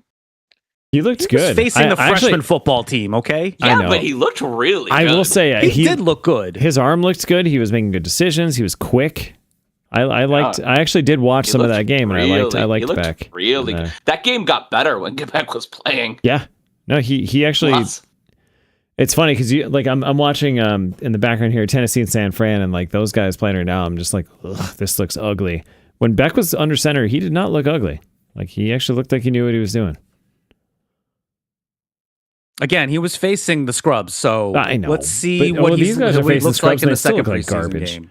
We're gonna see my boy tomorrow, or not tomorrow, Saturday. The Giants play. Are the Patriots playing tonight? They are, and they tied the Colts. Oh, they already played. Okay. They had, Smell they didn't do any of the preseason. starters, offense or defense, and That's which smart. means that Anthony Richardson was actually playing quarterback for the Colts, Yeah. and he was doing Anthony Richard type things. There were there were 3 turnovers in the first half. Okay, that no. makes sense. I was going to say he should belong in your list of QBs here, Richardson, because I I feel think- like this is like the last chance for him this season, right? Listen, I think He's that already a on thin lot of ice. There's no those QB teams, controversy in India. I think a lot of those No, teams are but- going to be bad. I don't think that the Cardinals are going to be good. I don't think that the No, Raiders are going to be good. I didn't. Whoa. I'm not saying any of these teams are going to be good. I'm just saying which approach of a quarterback battle and training camp do we like? Do we like? do we like naming the starter right away, or do we want to see them actually play preseason I mean, games? in the case of I Minnesota, as controversial as Kyler Murray is, that was an obvious pick over JJ McCarthy. I was. wouldn't- I don't think it That was. the most.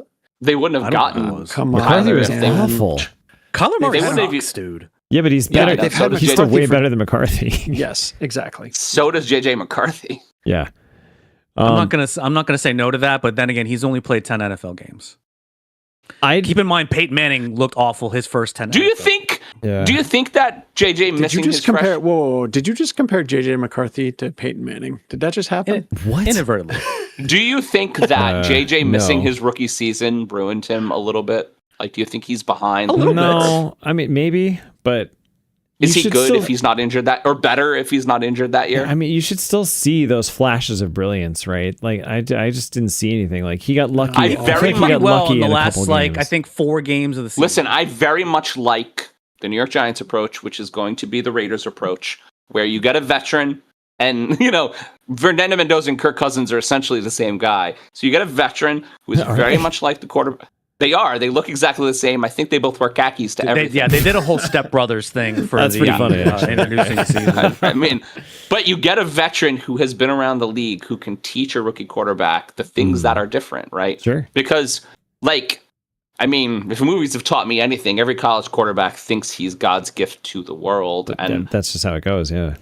NFL defenses are just better. They're just better. They're faster Yeah. and they're stronger. And Smarter. the reason they have the game where the best college team plays the worst NFL team is because it makes sense. It does. So The reason they do Mendoza. that. Go ahead. I don't know Jim. about you guys. I just don't want to see Tua get another concussion. He will. I know. I know. I just don't want to see the dude at this point. Like, does he even remember his own name? Like, He doesn't. He doesn't remember any of the names of anybody on his team. Oh, like, man. oh, Well, I God. mean, it You know, makes the sense. He was in the the Dolphins for a ultimate while, Tua so he was on a highlight- new team. The ultimate to a highlight was he'll go back to throw and he throws it into his own helmet. No. Oh, no. That would be like the I- ultimate to a highlight. It almost just feels like abuse at this point. Like, what is the league like? How are they still letting this guy play? Oh God. And the thing is, I think that without Mike The- McDaniels to lead an offense for him, is he really that much better than Michael Penix Jr.? Which I know Penix has been dealing with injuries left and right, and when he's healthy, he's not- better than Penix. Yeah, 'cause Penix he's has not been great. He's been inconsistent. I think the Falcons are going to be real bad again. It Honestly. sucks because they have so Ah, much that might be skill a stretch. position talent. How? They were bad last year with They almost won the The division. same- They actually had a good record at the end of the year, but Really? right, that was division that was was not bad. that was not carried by their Yeah, I was quarterback about to say though. the That was division carried by Bijan Robinson and Nico Collins, or not Nico Collins, Drake London. I mean, See, I feel told you, like I it's always mix impossible. those two up. But like your list, Mark, like how can you ever, in terms of which situation blows up first or sucks the most, how could you ever pick against Cleveland? Cleveland just seems to actively try and Yeah, screw their team dude, over like- every year. No, until Deshaun Watson is in a prison cell and just not in the NFL, like that is the worst situation. Sorry, Don't it's you a hate in garbage the human NFL? being. And we did this with Michael Vick too. That you can do an awful thing, a horrible thing, Right. and yet you're still good at football, so we're gonna let you play. But he's not even good at football anymore. Yeah, I really don't like get it. the Cleveland Brown memes. Where are the Cleveland Why? Browns? And we got to move on. Is it because you feel indebted? Like, give Shador a chance to at least give him a chance to succeed or fail. He's Jesus. also fucking terrible. I know, They're but going at to least be bad. give him a. They're going to win 2 games. Shador has yeah. not looked terrible, and they're definitely going to win more than Shador. 2 games because they actually have some decent wide receivers. No They don't way. really have a defense anymore now that they don't have losing Myles Garrett although they hurts. do No have way. Verse. Yeah, I'll Not give as good you as 4 Myles and Garrett, 13, and that's a stretch. Because everybody Well, wins in I'm week gonna pick the 18. games a little bit later. I think they You- went 6. you heard it here. Oh, You heard it here, all right. 4 and 13. All right, well, John let's laid see. it down. Next topic. It's on Let's see record. if- I mean, he was so spot on with the Giants winning 8 games last year. They would have To won be if fair. the whole fucking team didn't get injured, Mark. To be fair, I think a lot of Jesus us picked the. Christ. I think a lot of us picked the Giants to win more than they did. Yeah, we did. 5 one-score games that they lost in the fourth quarter. Shut your fucking mouth. Move on. Oh my God, Mark's cackling over there. Whoa! Yeah! Kickstart my heart. It's the next topic. Whoa! Yeah! Baby! God, this show's gonna be so Love that. long. That was good, Mark. Let's do this. Hey, We'll keep. I'm being good. Oh no, we haven't even gotten to the Marvel topic. So there is a story in East Rutherford, New Jersey, that has the tri-state area taking sides.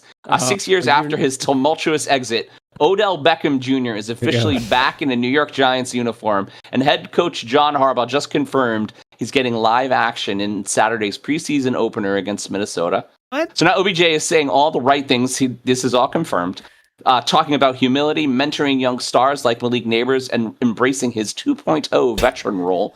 But let's be real for a second, as OBJ hasn't actually played in an NFL game in over 2 years.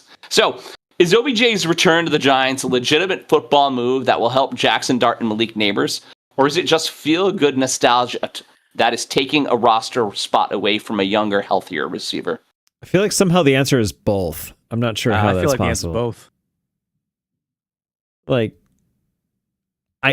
I don't know. Odell By the Beckham way, I had also so, kind like, of think. By the way, I also kind of think it's both. his I also catching kinda ability think is ridiculous, and that doesn't go away with Yeah, I time. mean, but Does anyone forget? Like, I still remember that one-handed catch. That was freaking ridiculous. Everyone Oh, yeah. remembers that And one. it's not Like, just that was catch, though. Like, he freaking does shit left and right. ridiculous. And remember, he was on track to win Super Bowl MVP over a quarterback in the Rams Bengals Super Bowl in 20. It was a 21 season, but it was January 20 or February 22. He looked incredible there. I know that was now going on 4 years ago, but I mean, he's 33. Okay, I don't. right. So I he's think over that that hill I of would- like, you're not going to be a I number would- one receiver anymore. Obviously, I would be very happy with the 1,000 yards that Diggs got last year, but like, I would be very happy with just Did you say him. 1,000 yards? No, shut John. up. Just Diggs is also old. I'm just making a comparison. Diggs is like 4 years younger than OBJ. Well, I'm going to look that up. When was now the with last time research OBJ credit. got 1,000 yards in a season? Diggs is I mean- 32. He's He's 32. wait, Diggs is Shut the fuck 32? up. They're the same age. Damn it, You guys where- all- Diggs is Where's the time gone? I thought Diggs was still 30. Fuck me. He's been They're around the a whole same while. age. Diggs. When This did year Diggs is get to calling be himself. 32? He's calling himself the best wide receiver 2 in football. At least OBJ says leaving New York was a mistake. So, as far as humility, That is definitely the better PR approach. I agree. OBJ is doing better. He's Yep. doing better. I remember, mean- though, watching the highlights of an NFL game where they went through an entire soap opera of OBJ versus the kicking net on the side of the field, and they had quite a tumultuous relationship over the course I mean, of the listen, game. they fired him because he was a prick. OBJ was a prick. But he was an probably- entertaining prick. He was a good prick. He was our prick. He was really fun as a prick. And Jefim, I see it in Jeffim's face. He already has the same like New York Giants like feels that I have around OBJ. The fact that I got to see, I said this last week on the show or the week before when I brought it up. The fact that I got to see OBJ and Malik Neighbors running routes together in preseason or in training camp is beautiful. It's beautiful to me. I love that. Poetic. Did you get a little misty-eyed from that, John? A little misty-eyed, right? So like the old and the new, and fuck, they play in a game together and they both get a touchdown and they trade jerseys. Like, it's magic. That's PR magic, right? John just wrote the Hallmark movie. I was about to say the NFL loves a story, and this is a good story. It's a good story. The narrative Now, is there. Now, is it going to translate to the field? I am going to stick with Jackson Dart is the real deal. I think he is. And Jackson Dart last season did the things he did, and they didn't win a lot of games, but they came close. With a pretty empty offense in retrospect. Theo Johnson was a freshman. Darius Slayton, like Wan'Dale Robinson, like these are not wide receiver ones. And so having maybe one of the best wide receiver ones ever, who is not a one right now, but maybe a two, having maybe a top 10 wide receiver one if he's healthy, having Isaiah Likely. I mean, I think that the Giants are very promising, and it's going to be very fun to watch again. Yeah, I agree in general, but God, he's been away for 2 years. He was already in decline. I don't know, John. I mean, it's a great story. You're right. You think it's a PR move, which is the gist of the Without a question. doubt, it's a PR move. Exactly. I'm with Mark. Without a doubt, it's a PR move. But I'm saying in terms of his actual remaining, like what's left in the tank, I don't know. I have serious questions. I would think definitely he'll be not lucky say if he's he a number makes 2. 20 catches this season. Yeah, You think it's going to be that bad? I think so. I don't think he's going to play that often. No. Maybe like 10 snaps a game. I don't know. I could see him being He's going to be like WR6. No. I could see him being like a 4 or 5, like a role He's player. definitely 4 or 5. Yeah, he's a 4 or 5. Yeah, he's not going to play special teams. He's going to be that guy that like, hey, you fresh? You ready to go? Okay, let's get you in here for a cool, fun gadget play or I something. mean, the Giants sneakily got a lot of weapons. They sneakily did. Yeah. The Giants wide receiver core, yeah, who's besides on the team Neighbors, right now? has Darnell Mooney, has Calvin Austin. Anyone who was on the III. Ravens last year. Okay. Pretty much. Well, yeah. No, Darnell Mooney and Calvin Austin the third war. Not. I mean, they have Isaiah Likely, who's going to honestly be the first target. I mean, likely it's a in the tight beginning. end though, but yeah, But he's still going to be the first target. he's still a very good. Isaiah, Neighbors is going to be the number one Neighbors target. is number one target. Maybe Likely is I the number one in the red zone. I don't think that's the team they're setting up. I think that the addition of CeCe Mawinoa, I think that the addition of Patrick Ricard, I think that naming. Okay. Well, they're definitely going to run the ball more. Rewind this a naming little bit. Scatterboo. I think that'll be another reason Are why you- OBJ is not going to get a lot of playing Right. time because they're probably Yes. going to be in more like 12 Exactly. personnel. Yeah, so you're talking about Harbaugh injecting the 12. That's what I was getting at was that. But even so, Yeah, we talked about that to last make 12 personnel really, really work, you still need that alpha wide receiver to take double coverage and still get the most targets, and that's Neighbors. I mean, that's- Neighbors is still your number one target. Yeah. 100%. I mean, I do like the way they're constructing a team. In terms of OBJ, though, I mean, John, honestly, dude, like He wants him to be 2 years good. ago, like you think he has much left in the tank? There's no way. Like He doesn't, by the way. and I will throw out there, he's OBJ, that ego of his. I know. He gets into game 2, 3, 4, and he's not playing a lot. He's going to become a mouthpiece again. He's going to start. Oh, I saying disagree with shit. that. I don't know. I At this disagree age, with though, that. do you think so? I mean, Yes. do we think Say that it. the shit he's saying right now, that leaving was a mistake, that he just wants to bring a championship to New York, that he was wrong to leave? Do you think that's all just bullshit? Yeah. I mean, T.O.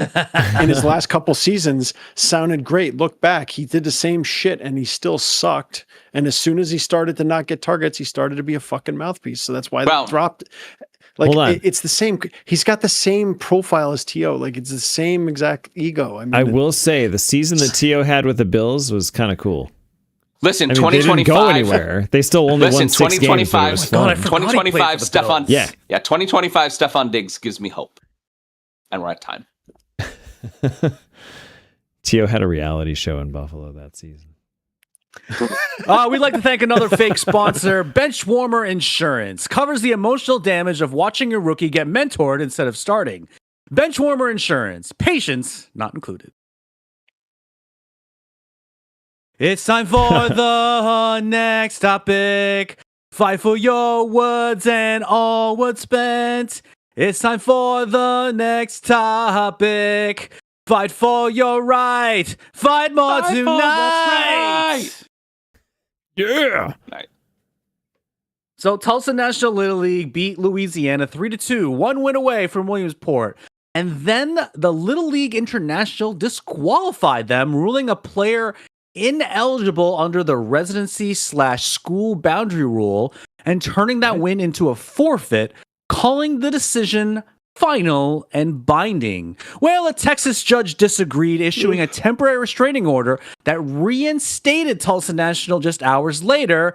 That set up a do-over. Tulsa National against Texas West. Winner goes to Williamsport. Little League never named the player or said exactly what the violation was. And then another judge reversed that ruling. What the fuck? So, everyone, should courts be able to override a youth sports league eligibility call? And does that set a precedent nobody actually wants? And how bad do we feel for the kids? Yeah, this just reeks of awfulness. I mean, let's just be honest, and we're going to put this out right in the front. Any kid who plays enough Little League to get into the Little League World Series probably has at least a degree of awful parents. I mean, you just don't get that good at 12 and 13 and 14 unless your parents are pushing you. You just don't. Does that make the parents awful though? Not necessarily. I mean, I'm quite the sure hot some take, of them John. are. Yeah, that is a little bit of a hot take. Listen, I went to an 8-year-old softball game. Hey, Scott, for Scott's daughter, and it was awful. I mean, the kids weren't. The game was great. The parents were assholes. Yeah. And they're 8 and they're girls. It was awful. There's always going to be asshole parents that think they're the coach or the referee or that they know better. But I would like to think some of those kids though are legit, future baseball players and have parents that are helping them pursue baseball their players. Sure, but like some of them have got to have good parents that are helping them pursue their dreams, not just That's be another total thing. assholes. You don't become a professional athlete unless your parents are pushing you. That's another thing that just doesn't happen. It just doesn't happen. I don't understand why they took Little League International so long to disqualify this particular player in the team. Like they had why played wait till this multiple game? games. You play multiple games up to that point, and you have to submit your roster to Little League International well before any of the games are played. I'm sure this wasn't a snap decision. I'm sure this is something that they were talking about probably the whole tournament. Or do you think another awful parent brought it up and grabbed their ear, and so they had to look into it? Probably. Which is kind of another issue in the why weren't you looking at this to begin with? So the residency rule that was brought in here. What a bullshit rule! Right, what a that's stupid such a thing stupid to bring rule. up. So the kid just didn't live where they were eligible to be on Correct. that team. Is that what it is? Correct. Listen, okay, so let's go back to John's time in Babe Ruth. I was not that good. I was okay when I was taller than everyone, but I've been this height since I was 9. So You stopped growing at some point. Yeah. I stopped. Wait, growing. you weren't on any of those teams that could have made it to the Little League World Series? Because I was. I think I was too. Here's the story, though. Every single game, because I was like a 5'4", 10-year-old. We literally had to argue with people about my age. Literally. Because I had facial... I mean, this is the same thing when I tried to date girls. You did not have facial hair. At 10? I was like, I am going to go talk to this girl. Dad comes over and yells at me because he thinks that I'm 16 or 18. Like, this is a thing that happens. People are fucking terrible, and they make assumptions. I don't know. There's so much wrong with this whole situation. There's so much hard, wrong. It's hard to piece it apart, but like, first of all, like, I don't, there's not a ton of info out there on it, but like, essentially Tulsa tried to claim the kid. There's some like eligibility loophole where if you have a sibling that plays in the league that's between 4 and 7, you can also play in the league. So they tried to use some exception, and they also claimed she was special needs. They made the whole thing up. So like Tulsa is definitely like they're in the wrong. Yeah. Then like you said, Mark, Little League taking this long to do anything about it, they're in the wrong. And then this judge deciding that he somehow has jurisdiction over this, like, it's like there's just so much wrong in this situation. Like, there's so much wrong. Like, what the F? Like, what is going on here? Like, absolutely ridiculous. I don't know. And what was it doing in Texas? Like, why was a Texas judge weighing in on this? Wasn't it played in Pennsylvania? No. This was just before they moved on to Williamsburg. So they were playing the regional games. So that's why Texas got involved. All right, that makes more sense. All right. So youth sports sucks. That's our TLDR. That's the bottom line. All right. I guess let's maybe move on to a little happier. We got 2 people on here with little boys that may want to play sports one day. Gentlemen, what do we think of that? Are we going to encourage it? Yeah. Are we going to be passive or are we going to be hands-on? Noah is signed up for soccer in September. So hell yeah. He's starting. He can't start baseball yet. Otherwise we would have started that as well. So he's interested in both. So absolutely going to encourage it. Yeah. In terms of like to the level at this point that you need to make it. I mean, sports have become so ridiculous that like you have to start essentially your kid at like 3 or 4 years old and like drive them hard on travel teams all the way until they make it. It's become so specialized. So I don't know if I'll be doing that. You can't do like just like the local little leagues anymore. Not really. No, my point is you can do it, but if you want your kid to be a major leaguer, like pretty much at this point, you have to start them at like 3, 4, 5 years old. It's really insane. Yeah. I mean, I've seen that's understandable. I've seen 8-year-olds with strength coaches. I mean, it sucks, but it's yeah, I get it. Oh my God. You got calisthenics and like CrossFit, like John, fucked up. John, it's crazy. You've got 8, 9, 10-year-olds who've had Tommy John surgery. Like, that's getting ridiculous. So out of hand. It's like, that's what ridiculous. On earth? Like, the kid isn't even done growing. I don't even think they pitch till 10. They don't pitch till 10, though, right? In the travel leagues. Yeah. Are you sure? I don't. Wait, I don't honestly know. I was coaching 9 years old, and we were. Yeah, you're right. In the early, I personally coached 9-year-olds in 2009, and they were pitching. So, I'm pretty sure I started pitching at 9. Yeah. I honestly don't remember. And we're on time. Oh, okay. I will say Liam's the situation is pretty ball. fucked up, though. Yeah. I gotta get him playing soccer, but yeah, I don't think anything's serious. I don't know if all I do is win, no matter what gospel's on my mind, and I can't get enough. And every time I hear next topic, everybody put hands up, and they stay there, and they stay there, and they stay there. Oh up, oh up, oh up. I don't know how long I can keep my hands up here. So I encourage everyone to look up pictures of this, but I had to have it be a topic after I saw it. The White Sox gave away 40,000 Pope hats at Tuesday's game in honor of the team's most famous fan, Pope Leo XIV, who was named the first American Pope in 2025. Reverend Tom Hurley, a local pastor, led the ballpark in a traditional Catholic sign of peace during the 5th inning, saying, "We want to bring peace to the world." I think Pope Leo would really love that. So whether you're a Catholic or not, find your best friend and shake their hand. In what's become a rare moment, I was once again proud to be Catholic. So what do we think about the White Sox Pope event, and how can this center-leaning American Pope help shape the world? What a great marketing event. Yeah, wow. Yes, oh my God, what a great marketing event. And you see how many people were wearing those hats?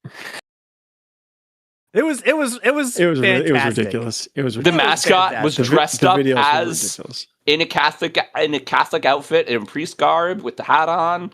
I mean, All 40,000 people to the ballpark shook hands. They gave away a ton of money. Like, what a great event. Honestly, it felt how many- really wholesome. When I visited the Vatican, you know how many White Sox hats I saw too? How many? There were a lot more than I would have expected. I've seen this Pope do 6-7 to kids. Like, Yeah. I've seen this Pope. I told this story. This Pope signed a Knicks jersey for Spike Lee, and Spike Lee wore it in the playoffs this year. I just think religion is so funny, right? People believe what you will. I don't actually, 45 years old, I don't really know what I believe. But having a thing that brings people together is important. And Catholicism, as an example of that, really needs to stop ostracizing young kids. Has to stop making it hard, stop making it bad to be yourself and to have your own, your own gender and your own sexuality, and just to be yourself in every single way. And so, like, I think that a church that lends to people being people and meeting them where they are, I think is really important for the world currently. I mean, he's a big figurehead. He's looked up by a lot of people in this world, not just this country, the entire fucking world. Mm-hmm. And I actually thought I remember talking about the little verbal spat that he got in with the president, and I actually I thought that was going to be that was going to hurt him a lot. Now it ultimately didn't, and I'm sure a lot of people don't even remember that spat at this point because it was that long ago. At this point. But what can this Pope do? I mean, listen, the one before him, Pope Benedict, he made a lot of changes as well. I don't think he was as centrist as Pope Leo, but no, Benedict leaned more conservative than like John Paul did. Benedict was not the last Pope. Who was the guy in between? Oh my God, I forget. You're right. It wasn't Pope Benedict. Right. It was John Paul when we were kids. Benedict in like the 90s. Pope Benedict stepped down because Francis, Pope Benedict right? stepped down because he was kind of a prick and he kind of was helping all of the bad things. I meant Francis. Yes, Francis was the guy. Okay. So Pope Leo is a student of Pope Francis. Yes. So okay. The reason that he is more center leaning and the church is leaning more center is because these are people who Pope Francis have now kind of pushed forward. Gotcha. But Pope Francis, funny enough, the stuff that he made changes were a little bit more liberal leaning. So it was interesting to see that. And I mean, we haven't really seen any changes that Pope Leo's done except for just being the Pope, and he's been a figurehead for everyone. And it's so what changes can he do? I don't know, but he definitely has a hell of a platform to make them. Well, I mean, he can tell the president and the vice president that they should stop being fuckheads. I mean, which he's doing. I mean, he has, he's but pretty much. I mean, calling them out for their misbehavior and their non-Catholic behavior for something, for a society. Like I said, though, that didn't really move the needle of the Magamites. There's something nothing's very going to move their sad to fucking me. mind. There's something very sad to me that a man who is supposed to represent the voice of God and a man who thinks he's God, would be like, we're expecting that to somehow heal the world. I don't know. I'm not. I'm very skeptical of that. As a country that was supposed to be built on this idea of separation of church and state, I don't know. Yeah, whatever happened to that? yeah. Well, seriously, right? I feel like it's in the Constitution. It was going okay until the 80s. I don't know, John. I don't know, man. I mean, the Christian right backs Trump almost unanimously, and it doesn't seem like the Pope has a whole lot of sway over that. Which doesn't make any fucking sense. I recognize that Christians and Catholics are not necessarily, obviously Catholicism is a branch of Christianity. I get all that, but well, you I'm forget, just saying Jeff, and there's Jesus and there's American Jesus. They're two different. I know. That's exactly what Buddy Jesus. Apparently, American Jesus had an AR-15 back in the year zero. But on a more lighthearted take, unfortunately, it doesn't look like God is on the White Sox side, as they still lost 2 out of 3 after he after that night. Oof. So, and they lost against the Reds. That's And rough. actually, so you bring that up, Jefim, and actually, I kind of love the way this is going. Seeing the boys and taking the kind of farcy take that the boys did this last season, like, I think that's the problem right now, is that this American Jesus, this homelander, like, deification of state is the problem. Or at least one of the problems. The fact that they can say anything they want. Oh, it's in the Bible, so we can fucking hate people. Like, I look at the support know. in the government for the absolute fucking genocide going on in Gaza right now. I don't think some of those guys literally get Donald off Trump on this stuff. I don't think that Donald Trump saying he's doing a good Catholic or Christian thing means it's Christian. It's not. You can say because nothing they're doing is actually Christian. Yeah, right. I mean, John, I agree with you, but there's an awful lot of Christians that agree with him.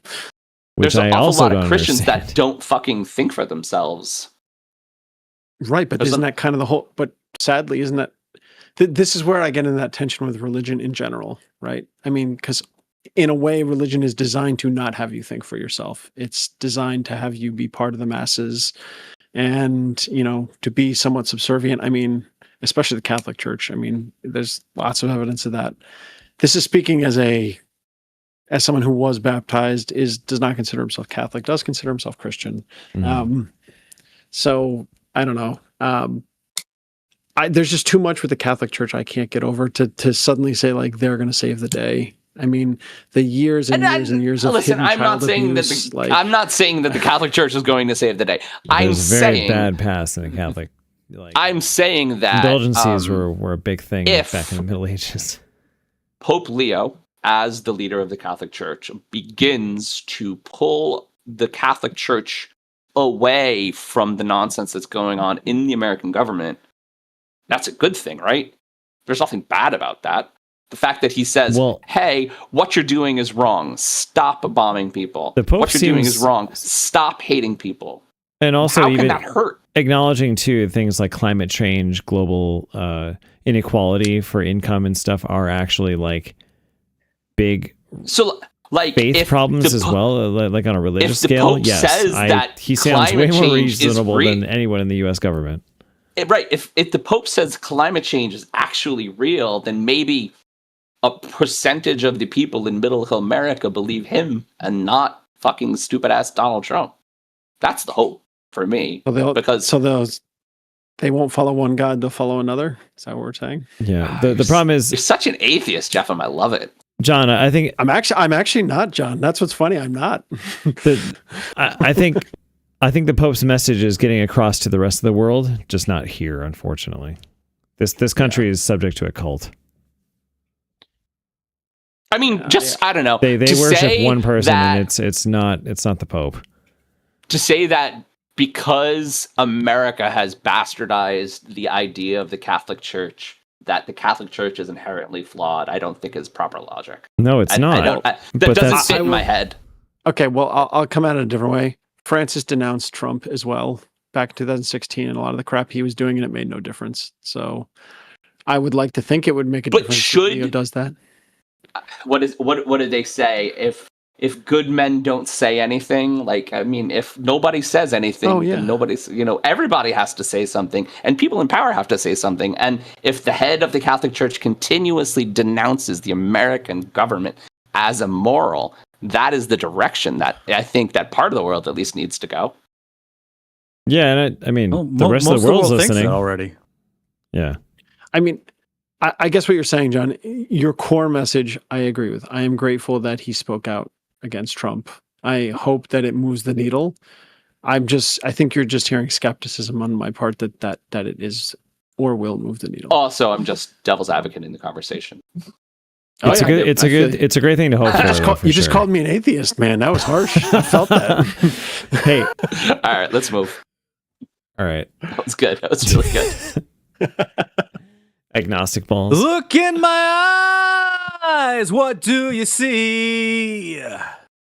The next topic's about to be. I know your anger I know your dreams. Oh, the next topic's about to be.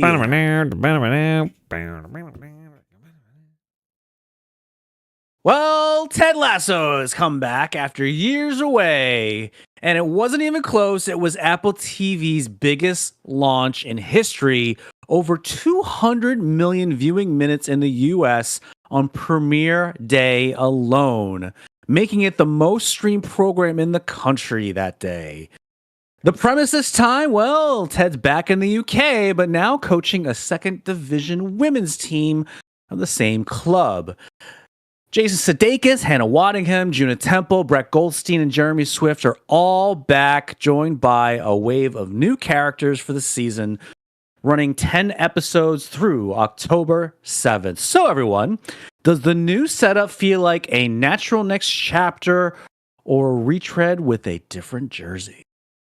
So we knew they were going to do this because they said they were. Yeah. The funny part is, I thought the latter until I watched the episode, and now I think the former. I missed this show, and it was really good. But We are Seeing the show brought back a lot of feelings. We Yeah. are. But you're saying, Pete, it's not a retread? He I don't thought think it was so. going to be a retread, and No, it wasn't. It just felt Oh, okay. like, yeah, I wasn't sure what to think of it. I'm like, I don't know. I think they should have ended it when they ended it. But then I watched it. I'm like, oh, I missed this. This is nice. I have an important question. Did Stephanie feel nauseous? No, we got through the episode and she did not throw up. Amazing. Amazing. So great. So that ended with pregnancy. Whew.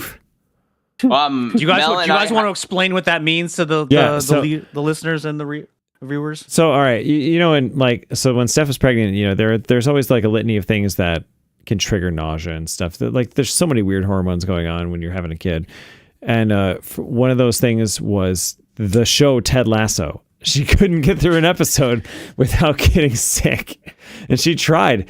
Like, she really wanted it. So the whole third season, we'd like watch at our own peril because she wanted to watch it. The spirit was willing, but like her body was just like, nah, fam, no, I'm out. It was so bizarre. You just said nah, fam, Pete. Yeah, I know. But we got through the premiere of it Touch base. unscathed.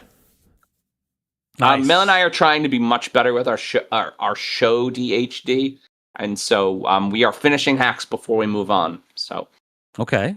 Jeffem, have Yeah. we seen the premiere? So I still have not watched the original Ted Lasso. Oh. So I think Now, you'd that like said- it. I think you'd that like said, it a lot. It's, no, I've seen some clips now. I really do want to watch it's it. excellent. It's really It's good. very, very good. It honestly, like, we want to watch it. It's on our list. We're both talking about it now. Brett Goldstein's a That's- joy. very He's bingeable. so- Yeah. He's so good. I that said, I know the topic of the first season, and given when it came out, I think at that time it would have been very difficult for me to watch, given events happening in my life. Oh, true So- story. Um, but I've heard really good things. I'm excited to watch it. I'll just make a general comment on all these. I don't know. Like, I loved the show Scrubs. Truly, like, one of my favorite shows of all time.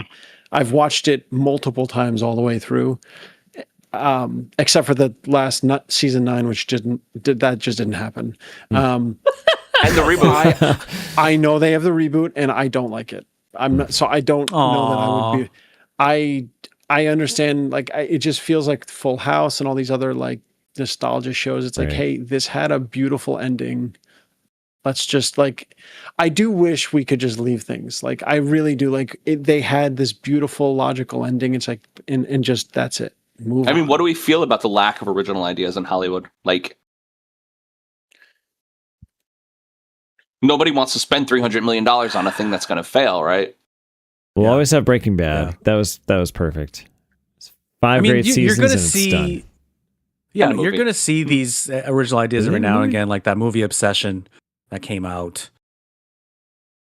But are we going to I see mean- movies like Obsession? Like, when was before Obsession? Right, I still have to $200,000. see It's up that. to like 200 million. It's on Paramount right now. Is that okay. When was the last time we saw a under $10 million movie make any sort of money? It's been a minute. Blair Witch. There was that one that won Probably- that was up for a bunch of Academy Awards, Anything Anywhere All at Once, which I still haven't seen. That was like, Oh my we God. talked about That was years ago. Pete, we was talked about this amazing. last I time. need That to was see like it. 12. That was like a $15 to $20 million movie. They did not spend a little amount of money on that movie, That's even though Yeah, it 'cause loads. that's still was, a tenth of what a typical like blockbuster budget is, though, or less. That's fair. That's fair. Do that. And I'm guessing most of that was on the lead there, Yeah. the lead actress. But Oh, probably, yeah. yeah, by the way, 14.3 that is a beautiful movie. Like truly, that's an excellent movie. Is that the one that the guy from Goonies and Indiana Jones Temple of Yes. Doom directed? Yes, I can't And he's- think and of his he's name in- right now. he's not just directed, but also he's in. He is the Oh, husband. he's in it too. Oh man, I really got to see that. He's awesome. He's actually kind of an excellent actor. He's awesome. Yeah. No. Oh man, Charles Also okay, in I Loki really, season. I don't think I really got to see that now. Loki season 2, short round. Yeah, he's also in Loki season. I don't know. That's a. And knowing, I will say, I do know the synopsis of Ted Lasso, and it does make me sad that they couldn't just leave it be, because I do know like the whole thing is he. I mean, I don't know. I'll just say like I do already know like It Right, felt he like lives it a was the K- perfect yeah. ending. yeah. It like, and it made sense, and actually it kind of like, and I'm sure they're going to explain it away, and I'm sure people will be like it's fine, but it's like the whole point was he went back to be with his son, right? And there was a whole emotional component to that's like why. I mean, I'll tell you, They let Maybe some Ted time is- pass between like in the maybe show Ted world is just too. the connect. Maybe Ted is just the connective tissue, and maybe he's not. I mean, he's probably going to be, but I would take Achilles. After you guys see the first episode, I would take Achilles season. Yeah. After you guys see I the love first Keely. episode, you'll see that it does make sense. And I don't necessarily want to. They wrote it well. Away. Yes. No, No, I agree. Well, Mark. what, They wrote it well. what I'm saying is, and yeah, appreciate not giving it away, but I think what bothers me is like they make it work. Like I was comparing it to Scrubs. I don't know, but like Scrubs did have it. It made sense what they did. Like it. No. It's like, oh, he comes back to the hospital. If you haven't seen it, I'll try not to give it away. But it's like, okay, like it makes sense. But I'm saying like there's an emotional tie that happens that I feel like it cheapens. Absolutely. I really do. Like it bothers me when they do it. Like And that's a legitimate concern for sure. And I felt the Yeah. same way, Jeff, completely until we watched it, and I'm like, oh, yeah, this is really good. You miss the characters. You really But- miss I those did, characters. yeah. but let me ask you this. You say that, Pete. What if you just went back and watched the first 3 seasons? Do you think you'd have the same feeling? I don't know. 'Cause you said you No. missed them, right? So like, what if you just watched? That's a it good again? question. It's I don't I did know watch because it. it's I it did is watch the exciting to first 3 see where seasons. it goes from here, and it's something I didn't know I wanted until we watched it. No. This is really good. What if it ends badly now that they've opened the door? Well, again? then I'm going back to like, oh fuck this, they should have never done it. But we'll see. What if Ted becomes a righteous Republican? Oh, God, well, one episode in, they have not failed me yet. So let's see where it goes. All right. Hey, Mark, you know what time it is? Dude.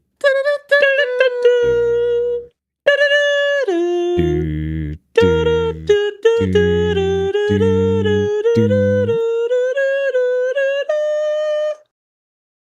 It's the final topic. Applausen! It's my fucking favorite. Oh, God. We're going to keep that recording forever. We're going to show Liam when he's 30. I know. The funny part So, is now would if it I be- recorded it Oh, we're now, gonna he be could alive say when he's He 30? could say explosion perfectly clearly Yes. now, but like 2 months think ago I he will. couldn't, and that's what's so Mark, cute I don't about want to it. talk about this. Yes. How old are you? I'm going past 80. I don't know about you guys. Fuck. I'm gonna be 127. It wouldn't be a Jefim episode without a Marvel topic. Did you save the Here we Marvel for the last topic? Oh yeah. I did. I did the depressing one before the Marvel one because we need the time, man. All right, so let's talk about it. After shattering records with an unheard of $360 million domestic opening weekend, Tom Holland's latest Spidey adventure has already rocketed past $1.7 billion globally in less than 3 Billion. weeks. It's pacing to cross $2 billion still haven't worldwide seen it. faster than any film Haven't in either. cinema history, stripping Peter Parker back to a gritty, street-level New York story while pairing Tom Holland With John Barenthal's Punisher, Sadie Sink and Zendaya created a must-see movie event. So with Spider-Man Brand New Day soaring past $1.7 billion worldwide in record time, has Peter Parker officially surpassed Avengers team-up movies as the single most valuable box office draw in Hollywood. Oof. And has anyone seen it but me? I have not seen it yet. It's Jesus fucking sorry, John. Christ. Well, I'm glad I asked about the money then. But I'm planning on seeing it. yeah. I'm I'd love trying to to see see it it, this yeah. weekend. Failures, see all this of you. weekend. So, all right, get out to legitimately movies anymore.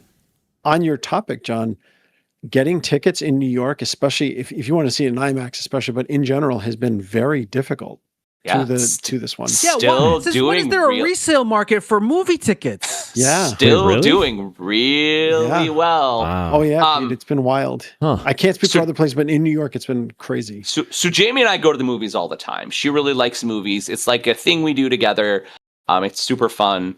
But like, we go to movies all the time. And we went up the escalator in Colony Center to get to the movie theater. And the line was literally the whole thing. Was the man. whole area. And I was just like, what the fuck is going?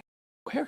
It's like when we These were people in come college. Remember how we used to have those big lines? Like before when you Yeah. bought seats beforehand. So Yeah. Alan and I told Jamie, we were like, Alan, I used to wait for a movie like this for 2 hours to get good seats, right? Yeah. We used to like stand in line. Sure. We used to just fucking camp out. We used to wait. And I mean, now that you can buy seats, it doesn't matter. We don't do that anymore. But I bought these tickets probably. We went on Sunday. I think I bought the tickets on Tuesday, and the tickets were already mostly sold out. We saw it in fake IMAX. We saw it in RPX, which is what we have up here because That's our still IMAX pretty good. theaters are bad. But and then Alan doesn't like 3D, so we didn't see it in 3D. But like, Yeah, that's fair.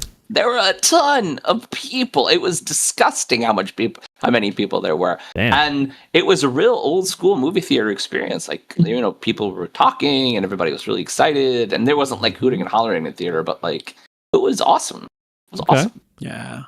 I think you guys will really enjoy the film. I think the film is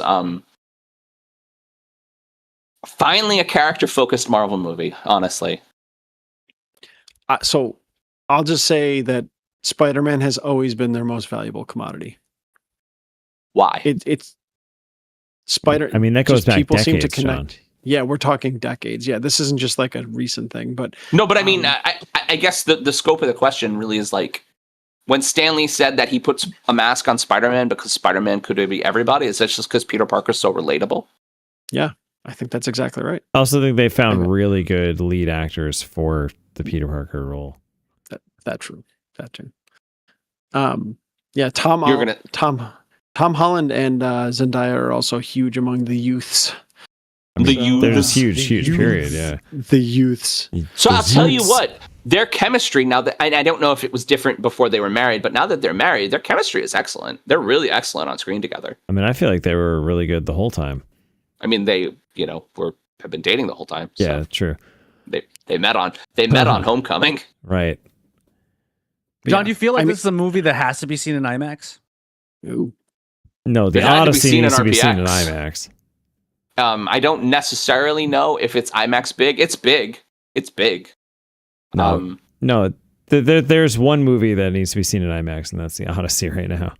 With Tom Holland and Yeah. John Barenthal and Zendaya. Oh yeah, Yeah, it's funny. It's funny you mentioned that. Okay, add Matt Damon in there, but yes, apparently Well, that's a I'm winning really combination. Yeah. I'm really excited for it. The last one was fantastic. It's one of my favorite movies of the last 5 years, the previous Spider-Man, No Way Home.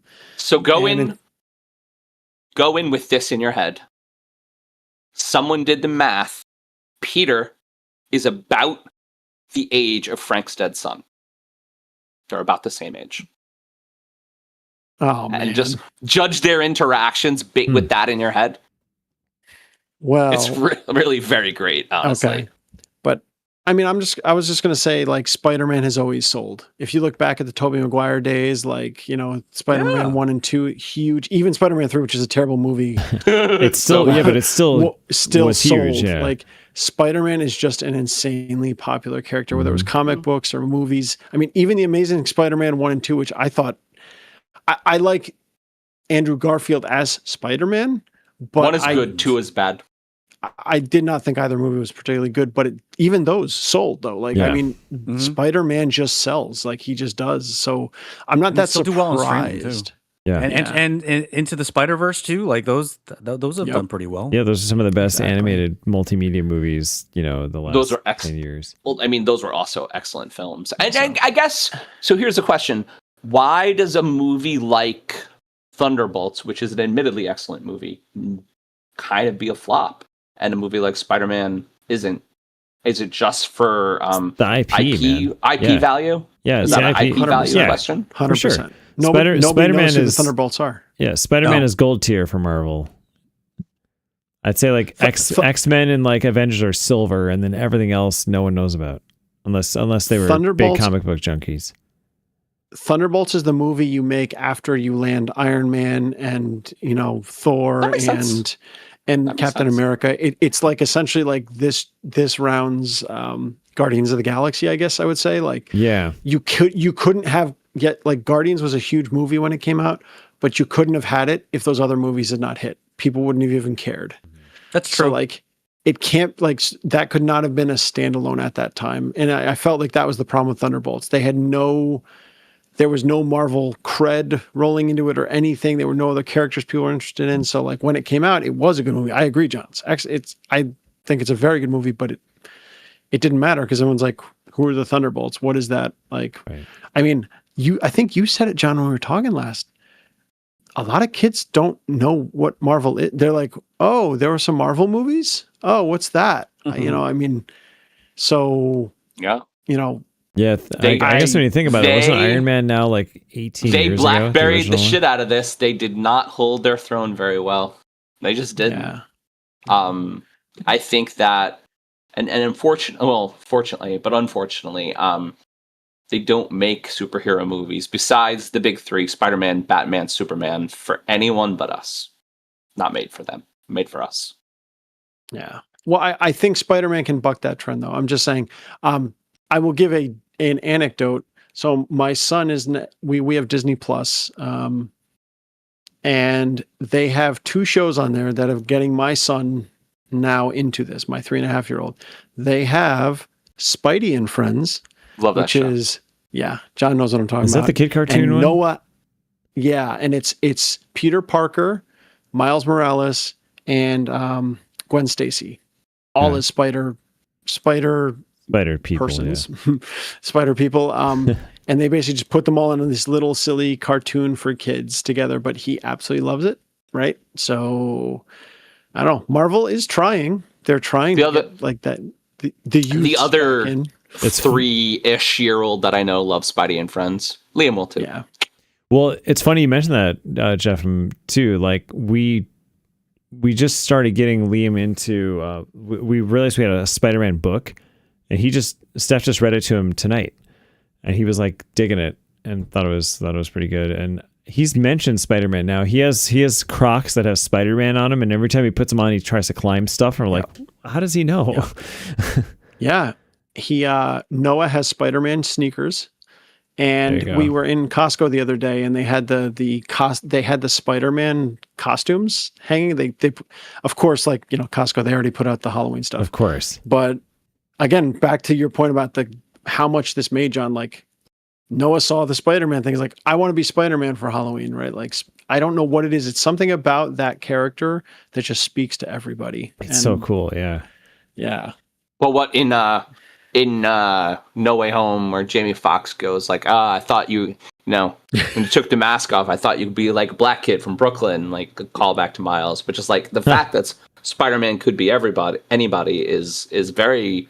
I think that of all the characters, the Peter Parker Spider-Man is the one that I resonated with the most, with his struggle and his real issues and his personal life. And his, everything about it. Sure. And It's think that it's really one of the works. most relatable three-dimensional Huh? protagonists that has ever been made for a comic book. Also, you guys are going to really love it, and I'm very, very excited. It's a top 5 Marvel movie for me. I know we Nice. rank them all the time. Top 5. Yeah, it's getting good reviews. I'm pretty excited about it. And John Barenthal as Punisher is just great. Oh yeah, he's fantastic. he's great in everything he does. Did you know John Barenthal and Tom Holland are friends in real life? And did not know actually, that. I love that. John Barenthal helped Tom Holland with his Spider-Man audition. Really? I did not know that. They're on a movie together, and Tom Holland is a professional dancer. And John Barenthal, in his city sort of way, was like, "You got to do a flip." He's like, "What? I got to do a flip?" He's like, "Yeah, do a flip. They'll love it." So he does a flip, and then John Barenthal actually throws his boots at Tom Holland, so Tom Holland can thwap them. Oh man, that's funny. Oh, that's what happens. I mean- and we are there. There it is. You can say your last thing because Mark's not ready yet, and you made it awkward, Mark. So I'll just say that all this said, Tobey Maguire is still my Spider-Man. Man, he was the OG I don't know. theatrical Spider-Man. So I don't know, man. Yes, I think Spider-Man I like Tom Holland better. Spider-Man 3 really ruined it for me. Spider-Man 3 was atrociously bad. It was awful. Yeah, but go emo Spider-Man? No way. No, thank you. is that his fault though? John, go rewatch Spider-Man 2. 2 is very good. Well, that was Doc that's one of the him- best superhero Yeah, movies, period, yeah. of all time. I feel like Like Tobey Maguire. Alfred Molina was a really good villain. He was Doc. Oh, he was so good, yeah, he was good. and he was great in No Way Home as well. The last one. was. Right. I forgot they brought all those guys back. All right, Mark, say your thing. I thought Willem Dafoe was a better villain, personally. So Sorry. weird. Willem Dafoe's so weird. I mean, he Willem was- Dafoe is He was an amazing great as the actor. Goblin, though. I think I expect that Willem Dafoe has like actual skin suits at home. I still can't believe. All right, sorry. You opened the door to this, Mark. Oh You totally no! did this. Here we go. No, I could not believe that Willem Dafoe did all of those stunts in the last movie. He literally said he would not do the role unless he thought he could physically handle it. He's 60 something, and he Wait, really? He did all of that himself? Yes, he was. I could not believe it when I heard that. I was like, "Oh great. my god!" Go So- Willem Dafoe. I mean, how much did he actually ride the glider? Did they like attach it to him? I'm sure they put it on some Just wires like- and but he's the- like actually no, like but balancing on it. They had that like out and out gritty fight in the building, right? And what's his name's building, and that was like a brutal fight, and it was very physical. And he did all of that. The fight on the Captain America shield with where Toby grabs the glider at the end to keep him from killing it, and he's like, "Ugh," but he like holds it because they're both strong. That was awesome. Yep. So that has been our topics. We will be off next week, but we'll be back the week after. In the meantime, you can catch up on our old episodes on our YouTube channel with the handle at IfTheseBallsPod. And don't forget to subscribe to us by tickling that little bell. Tickle. We would like to thank our guests for joining us tonight. Thank you, Jefim. Thanks, Thanks, Jefim. Jefim. You're welcome, You can gents. also Always a follow. pleasure. You can also follow or like us on our socials at IfTheseBallsPod on X, Instagram, Facebook, Threads, TikTok, and Blue Sky. Our website is www.iftheseballscouldtalkpod.com. This is Mark Pesci, and for my partner, John, companion, producer Pete Stephan, that's what we feel they would say. These balls could talk. Good night, everyone. Dracarys! He dies. Time